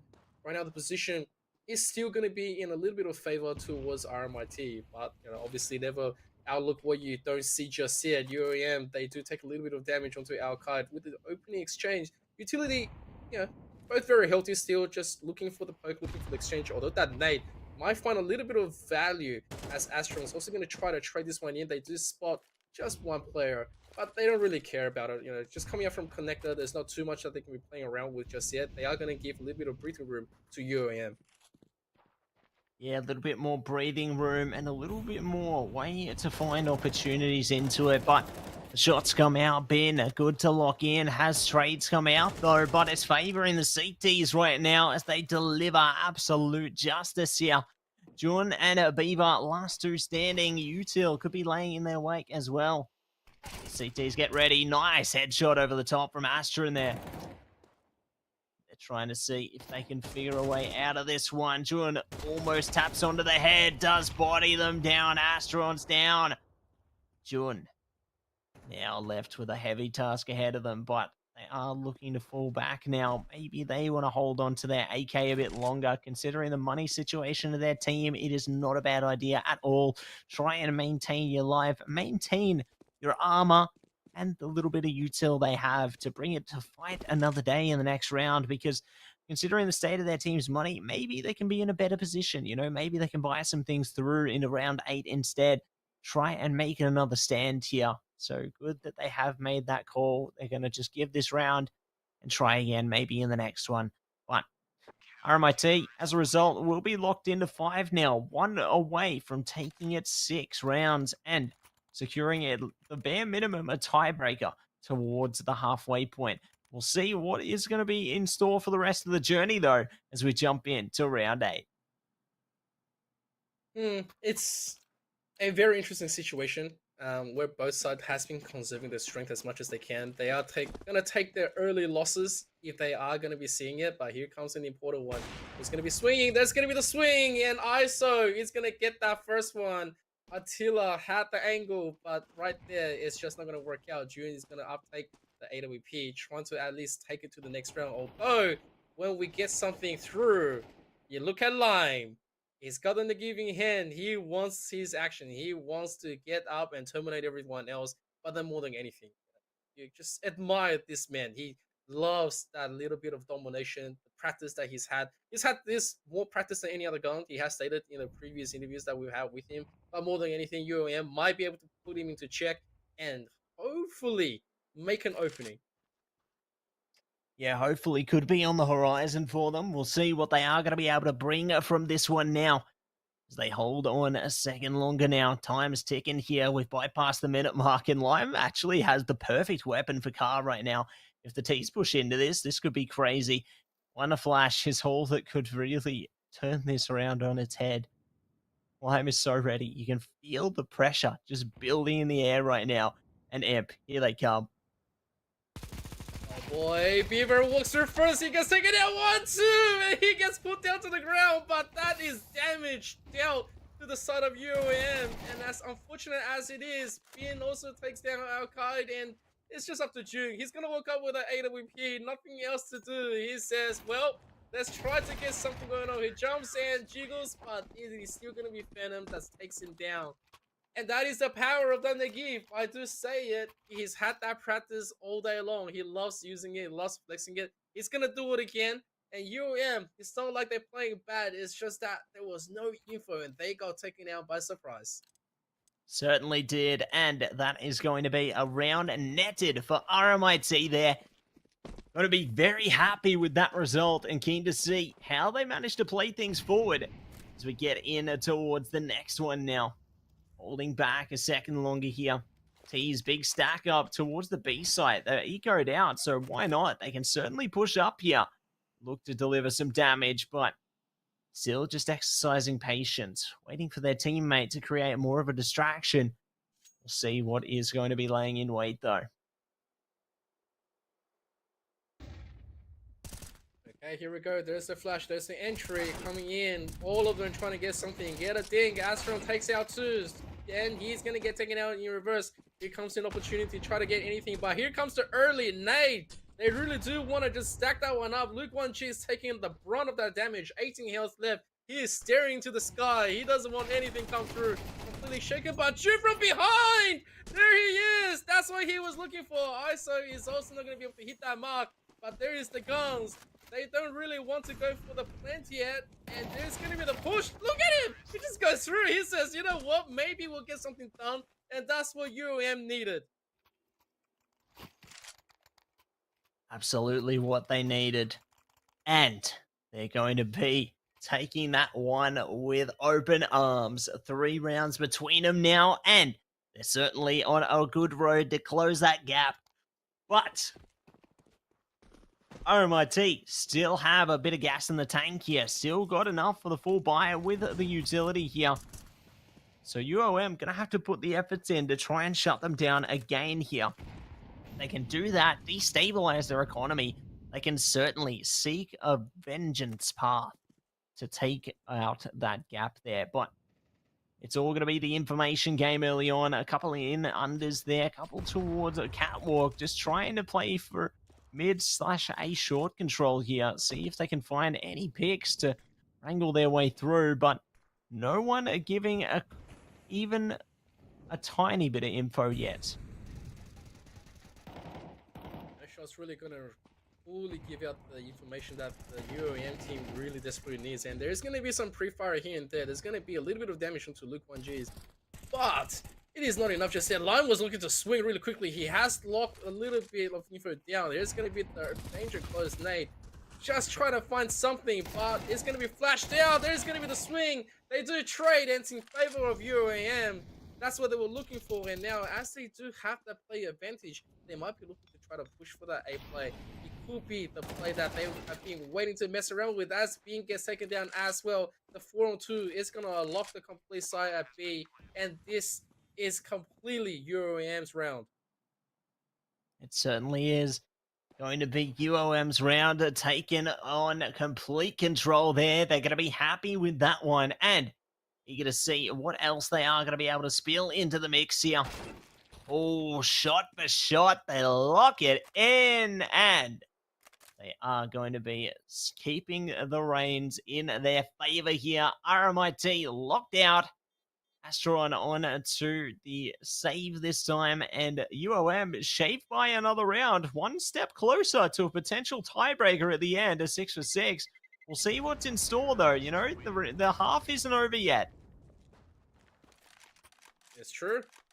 It's not done and it's all done. It is actually quite interesting, right? Before, we didn't really see UOM completely exploding to the scene, and the kills were pretty much even Stevens when it comes down to how they were spread. But then, just out of nowhere, you know, June comes out with a clear little bit of a surprise. Now he's on 10 kills. He is trying to carry the rest of the momentum from his side. And with a eco round from RMIT, only Astron keeping his gun. This might be the break that they were looking for, maybe pushing this into a 6-to-6. But if we know anything about RMIT, we also know that their eco round is also very dangerous and could be a little bit of a breaking point. So we shall see how they're going to try to find that entry. Let's see if they can find the way to enter and the way to exit. As they flash their way through short, no one even close by at the moment. UOM are just staying on their toes, not even getting too close at all right now, just trying to wait things out, see what RMIT brings into the table here. Lime's playing really, really close. This is an opportunity on the way. Could be here, could be there. Here it comes. Are they going to make it happen? They're waiting, and there it is. Luke gets the shot on Lime. That's an opening. Well, Lime tried right there. I saw it being all going down. Astron's going to at least take one, but then he's the only one with a gun. There's going to be the push from Phantom. He gets taken out by June. And out of nowhere, it's 4-1. Astron, the only one left. Looking at the side, completely gone. He's going to try to get another kill, which he will lock down. But the rest of his team is completely laying down the dirt. Nothing else to offer with backup or support. Round number 11 is now slowly going to UOM's favor and completely being locked up. Astron has no other, well, place to call home as he quickly retreats back into the safety of the A side, and that's pretty much it. Yeah, that's pretty much it. So that's going to be another round locked and loaded for UOM here. Astron picking up the M4 again, keeping it through to the last round of the half now, but UOM have been on a fantastic run to try and propel themselves up to equal RMIT here, and I'm really impressed with how close this has gotten. But one more round to truly prove yourself. Will they be able to deliver the result that they're searching for here, or will they be slid by the wayside by RMIT and secure their lead? It's all or nothing here. Both teams have to play hard to keep the round, and already Lime opens the account, and it's just Trade City all the way through. As soon as you get something through and you threaten RMIT's dominance, they are going to pick up their primaries. Lime, not on that Negev that we're so familiar with, is going to quickly remind us why he's here to play, leading his team into this new 2025. UOM losing just a little bit, the same with RMIT, but right now they are going to quickly have a look at what else they can do, maybe replaying the options, trying to find out if they can open up onto the B side. Although it's a very interesting juggle that we do get all the utils through, and they are going to be able to completely wallop being into the positions. I don't know how much value they're going to fully get depending on their entries right here, and there's a lot of information. Being picks out, gets plenty right there. June's going to take out Phantom, but never mind, UOM's going to execute it to perfection. Although they were spotted, they're going to lock this one up. Lime has no choice but to try to push up with an AWP, and this is huge for UOM.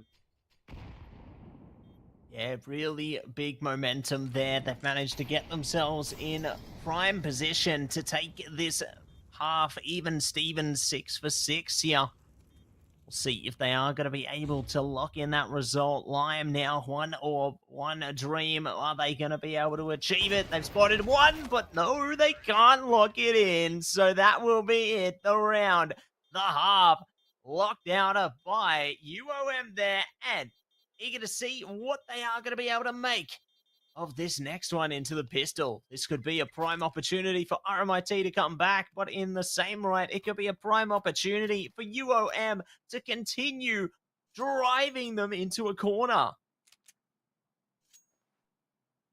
Oh boy. Oh boy. Is this what we've been looking for? Is this the match to tie it up instantly? RMIT has been one of the strongest teams to ever compete, and UOM not too far behind them in this new year. They've already started to surprise us in this opening match, and they have done heaps good. Players linking up with each other. And right now, Luke 1Gs, and he gets a massive taps. Attila onto the side. They are going to go in. 1, 2, 3 players right now. And RMIT, with only 2 players left, have to do a lot more with this. They need to quickly close this one up. Lime gets pushed up, and there's just going to be Bin, who is left by himself, just looking, maybe getting something, as he is going to maybe going in 1-on-3 in this situation, as he is just weighing up his options. Never mind. Oh, never mind. That's going to be that. And so the round will go to UOM there. Up by 1 now. The pistol is in their hands. They have managed to find their way to the lead. Can you believe it? What a way to really just climb your way towards the top there. But this is only the beginning of the second half. We could see a very different path once we really get into the thick of it. But RMIT, split approach in the initial stages here. No util, just pistols this time. So going to go for raw gun battles. We'll see if they are going to be able to find even a semblance of success playing into those gun battles. As they creep up to double doors, see if they can take it. Maybe a something here. Jun playing close. Does have Al-Qaeda around the corner on short. There's lots of opportunities, but no one game enough to go too closely towards them as yet. But the T is congregating towards the bottom of the double doors there is very dangerous for anyone in the firing line like Jun, who does take shots, gets a dink, but they will stay strong. Yeah, the push was there. RMIT had the right idea, but the difference is firepower. It's just completely gonna shut them down. UM right now taking 2 rounds lead against RMIT is speaking in volume. It is absolutely amazing, and they have the guns. They are ready to play. They do have a little bit of a push edge against RMIT, whose momentum has been completely robbed. And now RMIT, with the AKs and a scout in hand, they might be looking to try to turn it around into this buy.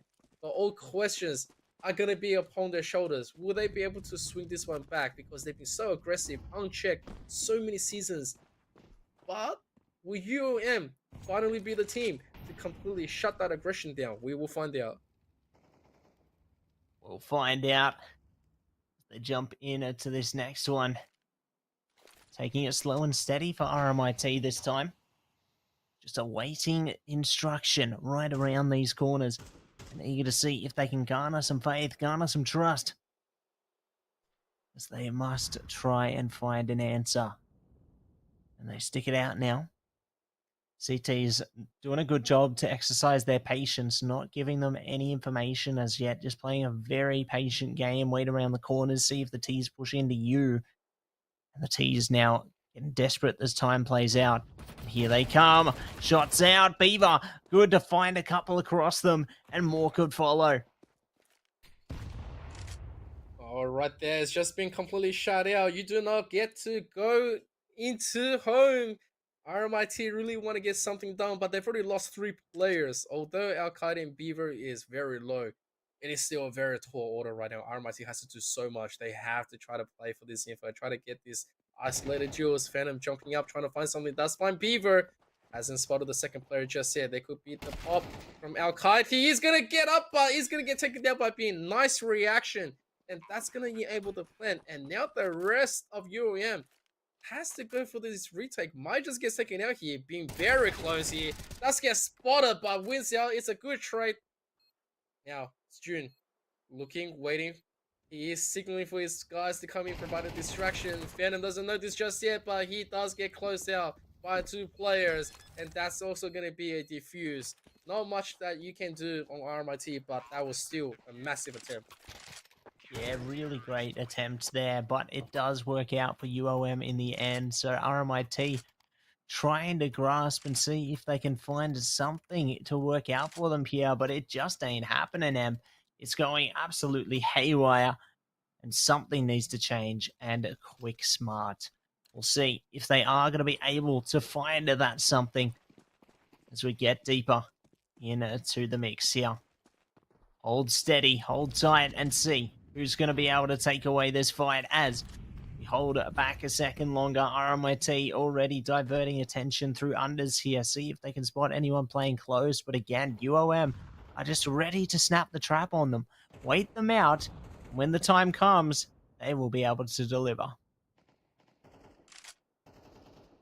That's a very big round. RMIT definitely need to get something onto the board. Utility-wise, they've only got one opportunity to attack something, and they haven't really got the information just yet. All of them being checked completely by UOM, holding onto the choke point. You can see it. Every one of them is just so poised.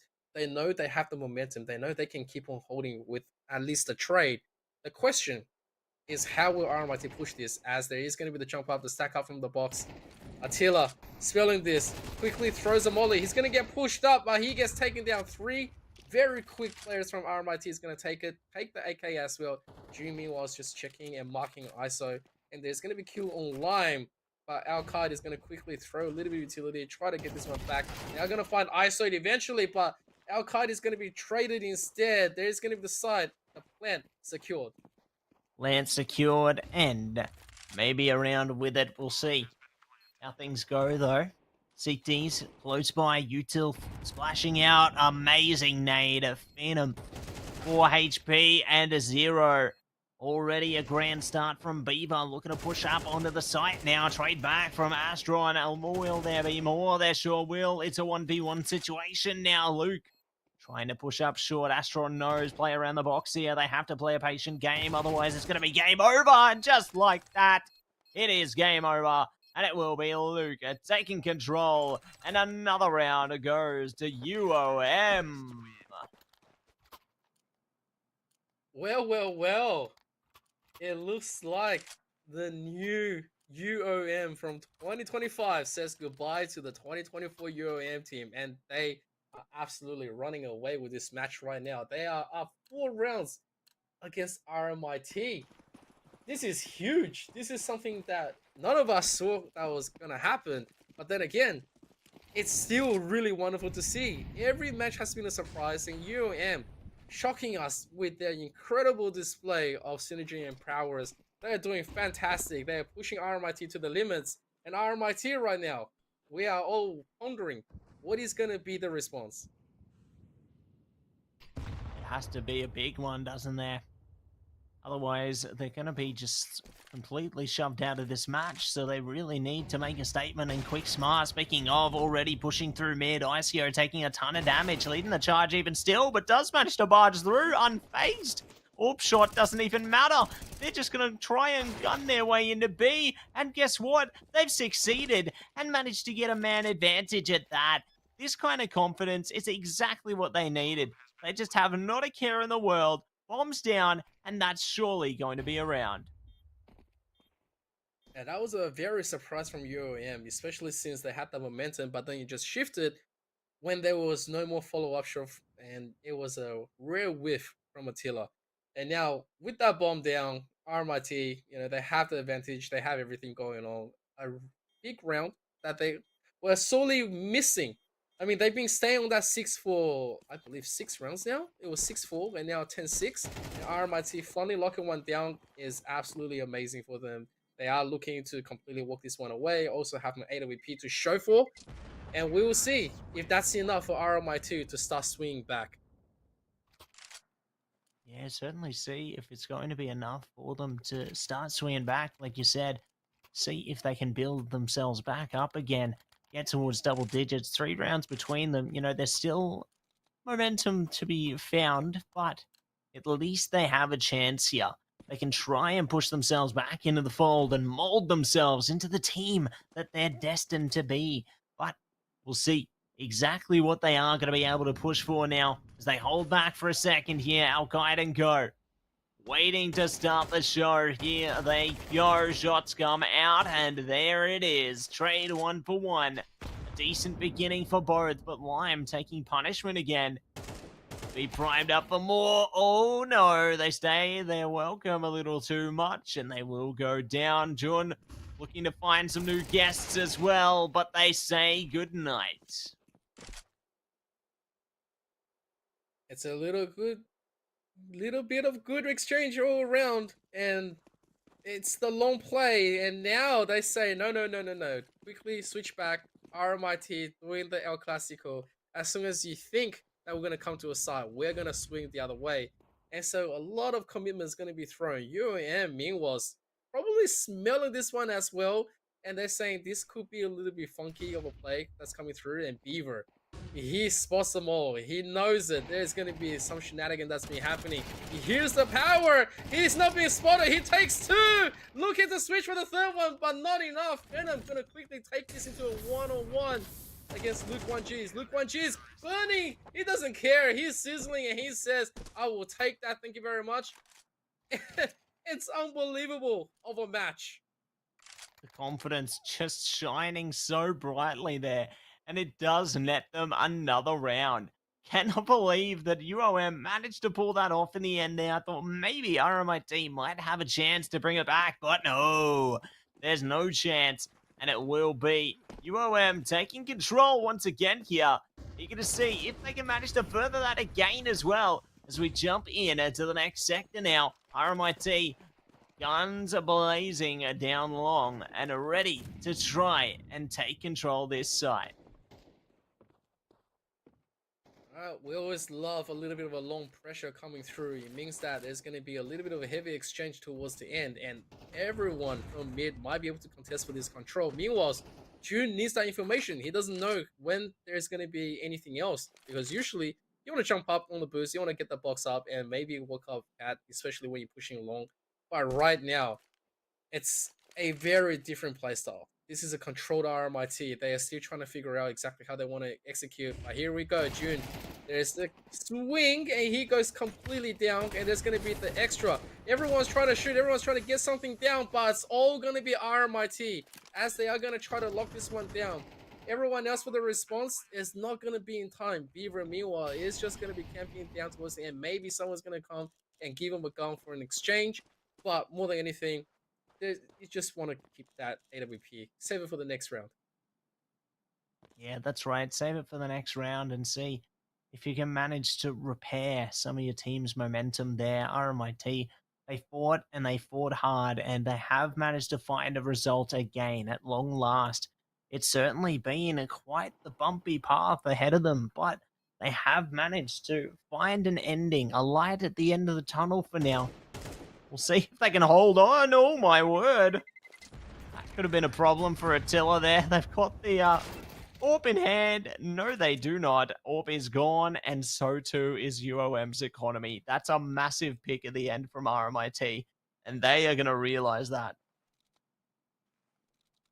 Oh, wow. There's going to be an attack right there, and it's really unfortunate. As much as UOM wanted to at least save the AWP, they were just completely being hunted. Although they're up 3 rounds, they got to be very careful. Right now, economy is definitely not in their favor, and so RMIT looking to take a massive stride, trying to extend this in, well, decrease the lead into 11-9. The territory is actually starting to favor back, and there's going to be another attack, and I can respect that, right? When everything is going a little bit too fast and you're starting to lose your momentum and you're starting to like lose out into the trade, you'd really want to just drag it out, reset your mentality, and think, what has been working before, and let's reapply that even in this round of eco.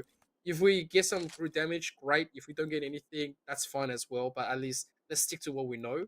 And that's something UOM is probably trying to utilize, and it wouldn't be surprising if they use the final one at the same time. Will they? No, they wouldn't. I don't think so. Gonna hold on to it a bit longer here. and see how they will be able to play things out. Good opportunity for RMIT right now, though. Considering the state of UOM's economy, there's a great chance for them to take some rounds back.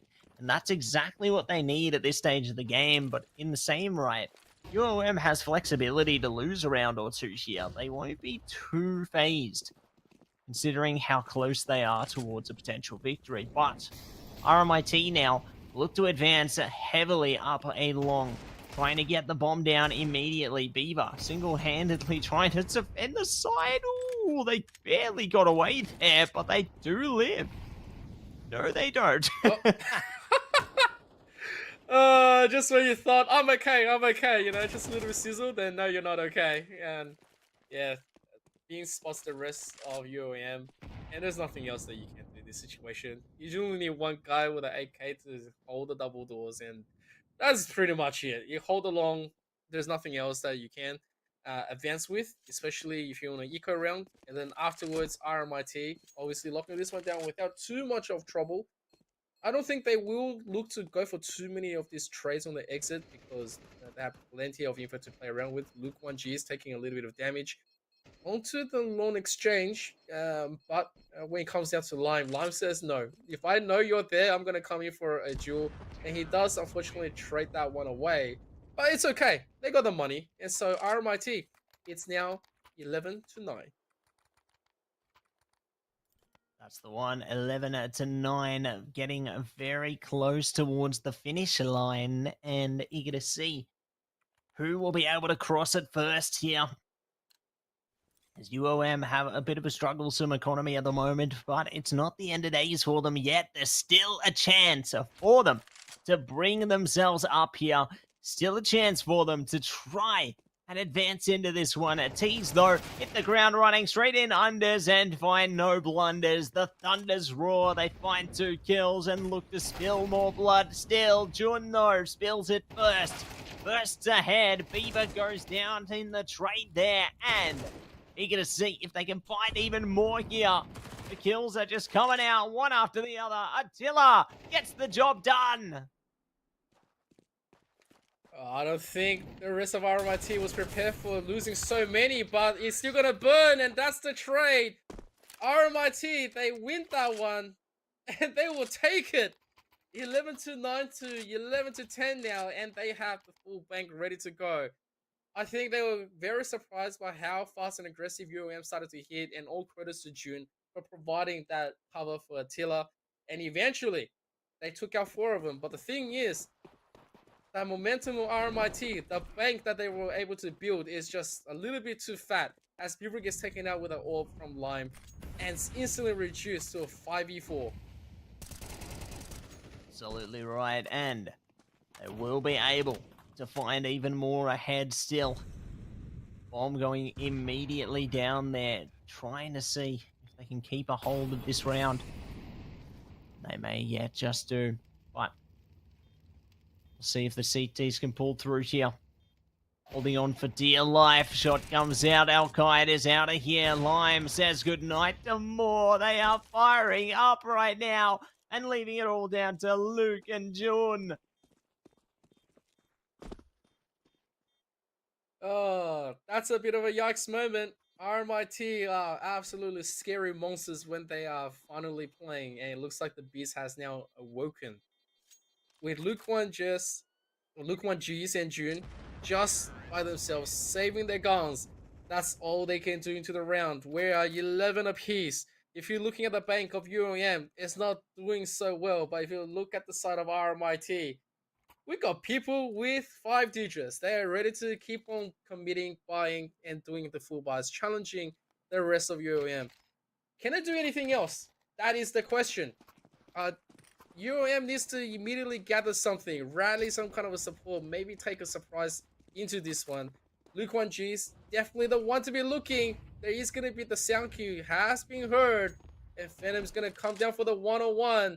But he's going to lose out, so Luke 1G is trading very favorably. He's going to put a little bit of a check onto the side of RMIT. As Moore's going to barrel down, there's going to be the trade, but it's still going to be 3-3. the side of RMIT, they're going to get one back, and that means they have successfully opened a little bit more up of the map, but Alcott is trying to choke him in. Does support this one in. The shadow is good, and so he will take it. Now RMIT, your choices are now limited, but you do have the guns. What can you do? Yeah, what more can you do here? That's the ticket, isn't it, Em? We'll see if they are going to be able to manage themselves here. Time ticking down, steps heard, Beaver. Ooh, spots the head, but gets locked out. Jun's still alive, still kicking though. Lime trying to hide and see if they can find them. Oh, they've got the shot. This is huge. Alkide has fire. That could be big in the grand scheme, but they're going for the shots, looking to hold around the corner now. They don't know exactly where Lime's playing from. They have a feeling. They're holding a tight angle here. Strangle it through. There it is! And it's map point for UOM! Oh my god! Oh, that is huge! That is huge for UOM. Just when we thought June was sort of playing with the devil and gets punished for it. Oh my god! It gets finally locked down. It is now the final attack coming in from UOM. 12-11. They only get one shot to lock this down. Only one. We're going the distance on the first week.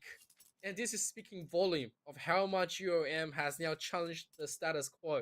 RMIT, they've got the full bias. They are fully committed.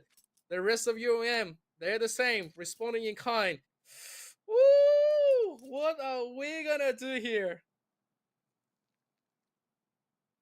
It's the ultimate question, isn't it, Em? But what are we going to do here? What are they going to do there? See what they can manage. Heading forth into what could be the last round of this here game. Incredible time ahead of us, that is for certain, but see what they can look to deliver now. So we hold on a second longer now. Steps come through, the util to follow. Everything is coming in place now. And we'll see if they can space it out a little longer. Jun, ready around the corner. But no one dares push in as yet. The RMIT still just holding back here. Trying to see if they can get out of this one intact. A lot of the utilities being thrown right now. A lot of respect on both sides. No one wants to make a mistake. The opening duel is crucial. Whoever gives this one up is going to start up the advantage. All the disadvantage from their side. And they are both looking. Here comes the catwalk. Here comes the march. There is going to be the swing. And there is going to be the first one. Phantom's going to be taken down. There's also going to be a firing squad waiting for them. They are setting this one up, but it is still going to be traded. It's going to be all in favor for UOM. Now it's up to the line. Man with the AWP looking for the permission to take out everyone. I think he just gets missed out right there, but there is going to be the play. They have a faint idea of what's going on. They're going to give a little bit of breathing room. They want him to plant. They want him to go for this one. And he gets taken down. That's going to be it. GG to UOM. Taking this one 13-11 against RMIT. Amazing stuff coming through from UOM there. Their victory is set in stone, and they will be able to zone them out. What an incredible turn of events there. I cannot believe what we've just seen, Emp. And wow, just such tight competition. So impressed, and I can't wait to see what the rest of this season's going to bring, mate. Like, it's just incredible. You cannot go wrong there. You cannot go wrong. Oh yeah, that was down to the wire. That final little bit, I thought for a minute we're going to go into OT instantly. But wow, what a hold. The adjustment from UOM was crazy, especially since round after round when they get picked apart on catwalk, and then especially when they swing, there's always going to be 3-1. And now this time UOM said, you know what, we're going to invest the 3 players right here as well, and they did. They lined themselves up with a firing squad and completely counter RMIT's advance, and then eventually closing out from the back as well is absolutely crazy. It just goes to show how much UOM has adjusted into tonight's match. Yeah, that's right. Just a crazy adjustment coming through from them there. And it goes to show, like you said, like the depth of their preparations really being put on full display. And I think that we're going to see more where that came from. You know, I think that there's going to be a big revenge story building up towards the end of this season. Well, in fact, throughout this whole season, I think we'll see a big revenge story. And you get to see how things play out. because that was a very tight one, but I reckon there's more fun games to come. That's exactly what we want to see. You know, great games, everything else ready to go.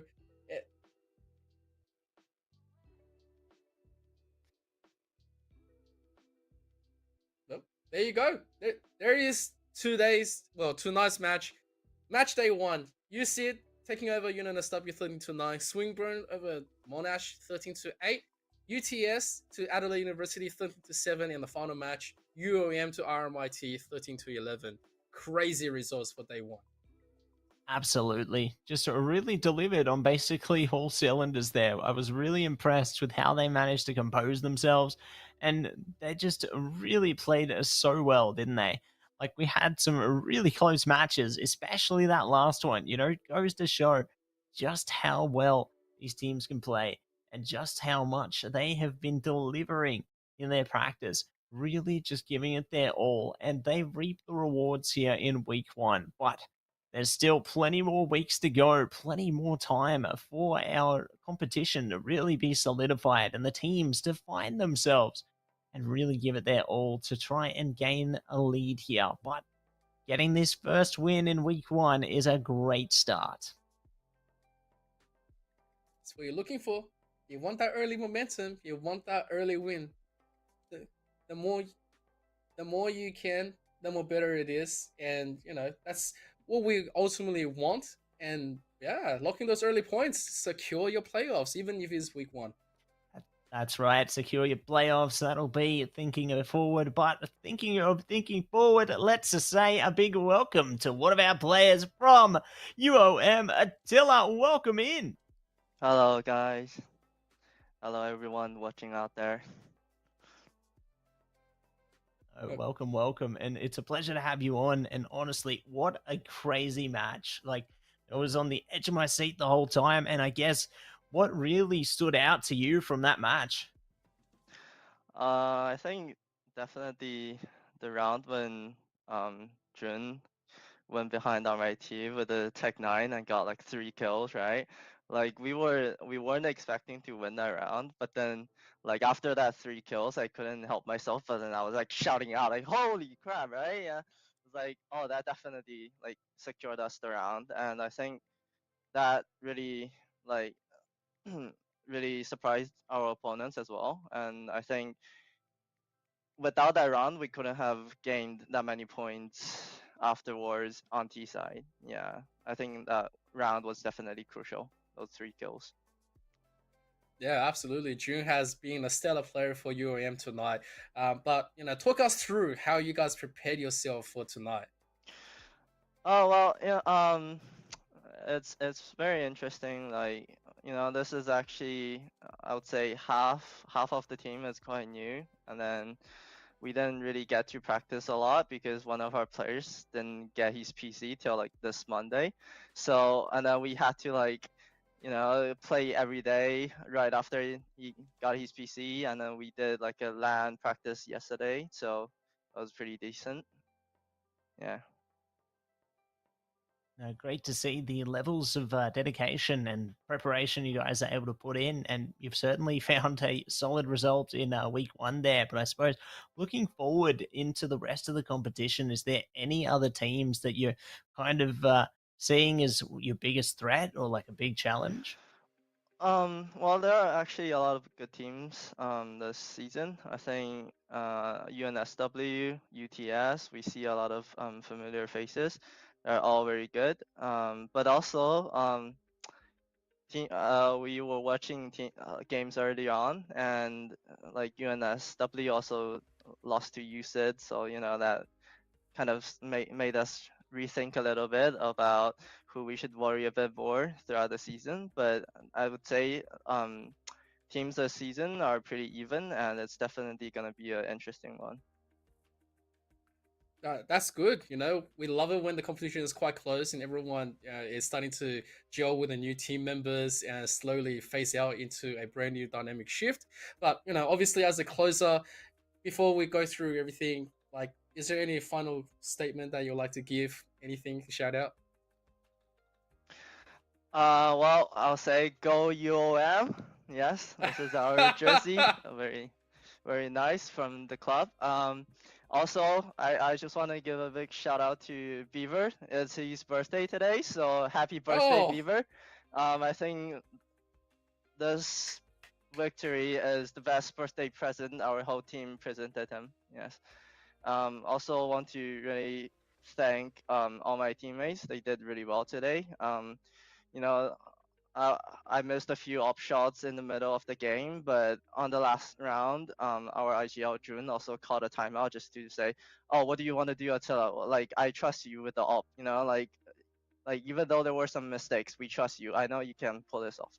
And also, I want to just thank friends watching back home. They really supported me throughout my entire journey in AEL. So thank you, everybody. Thank you. Thank you so much for joining us. Congratulations once again, and keen to see what you guys can do throughout the rest of the season. Thank Thank you. you. Bye. There you go, Emp. Getting some Mm. insight from more of our players once again. Always great to, see the different players, their different stories and personalities. It's just great, I guess, to put a face to the name, Yep, absolutely. It's always good to see all different kind of players from different teams representing and everyone, telling us exactly how they feel. It's sort of like this kind of like documentary that we've been missing sorely. And so, 2025 is going to be the brand new like look for the Elite Series where every team has something new to bring to the table. And then we start to eventually put all the faces to the names to everyone coming out. It's going to be freaking great. Absolutely. And speaking of great, let's see how great these standings look right now as we see UTS on top. Really great stuff from them tonight. They were certainly one to watch. Swinburne right behind them. USID in a third place. UOM in fourth. And following it close behind now, fifth place RMIT. Then sixth place Monash. UNSW in seventh. Adelaide University in eighth. So these are our current standings based on our wins, losses, and the differences of rounds achieved there. So definitely keen to see how that changes as the season progresses. Yeah, like these standings will definitely change week after week. Even when we had all the championships back then, like they still shifted. There was no way someone could keep on standing on the top until they made a downfall. And so obviously keep on supporting your university, support your friends, your family, your team, and give them the biggest claps. Even if they didn't do too well on the first week, there is still many more games to be played, many more fun stuff to be happening, and I'm looking forward to see how these guys keep on playing. That's right. And speaking of fun stuff, let's say a big shout out to our sponsors now. Big shout out to AGON by AOC, the #1 gaming monitor brand in the world. AGON by AOC provide best in class monitor solutions for gaming and all other needs. And Emp, who is our other sponsor? It is Indomie, the noodle partner made with high quality flour and selected ingredients and spices. A plate of Indomie mee goreng will certainly brighten up your day. Try any one of the flavors available today from your local grocer or at indomie.com.au. Big shout out to our sponsors there. Definitely appreciate them and everything they do. And definitely much love to each and every one of them. But speaking of good things, make sure you check out AU Esports League on YouTube, Facebook, Twitter, you name it, all the socials. Make sure you check us out to see and keep up to date on all of our wonderful competitions. But we do want to say a big shout out to all of our players for an amazing start to the season.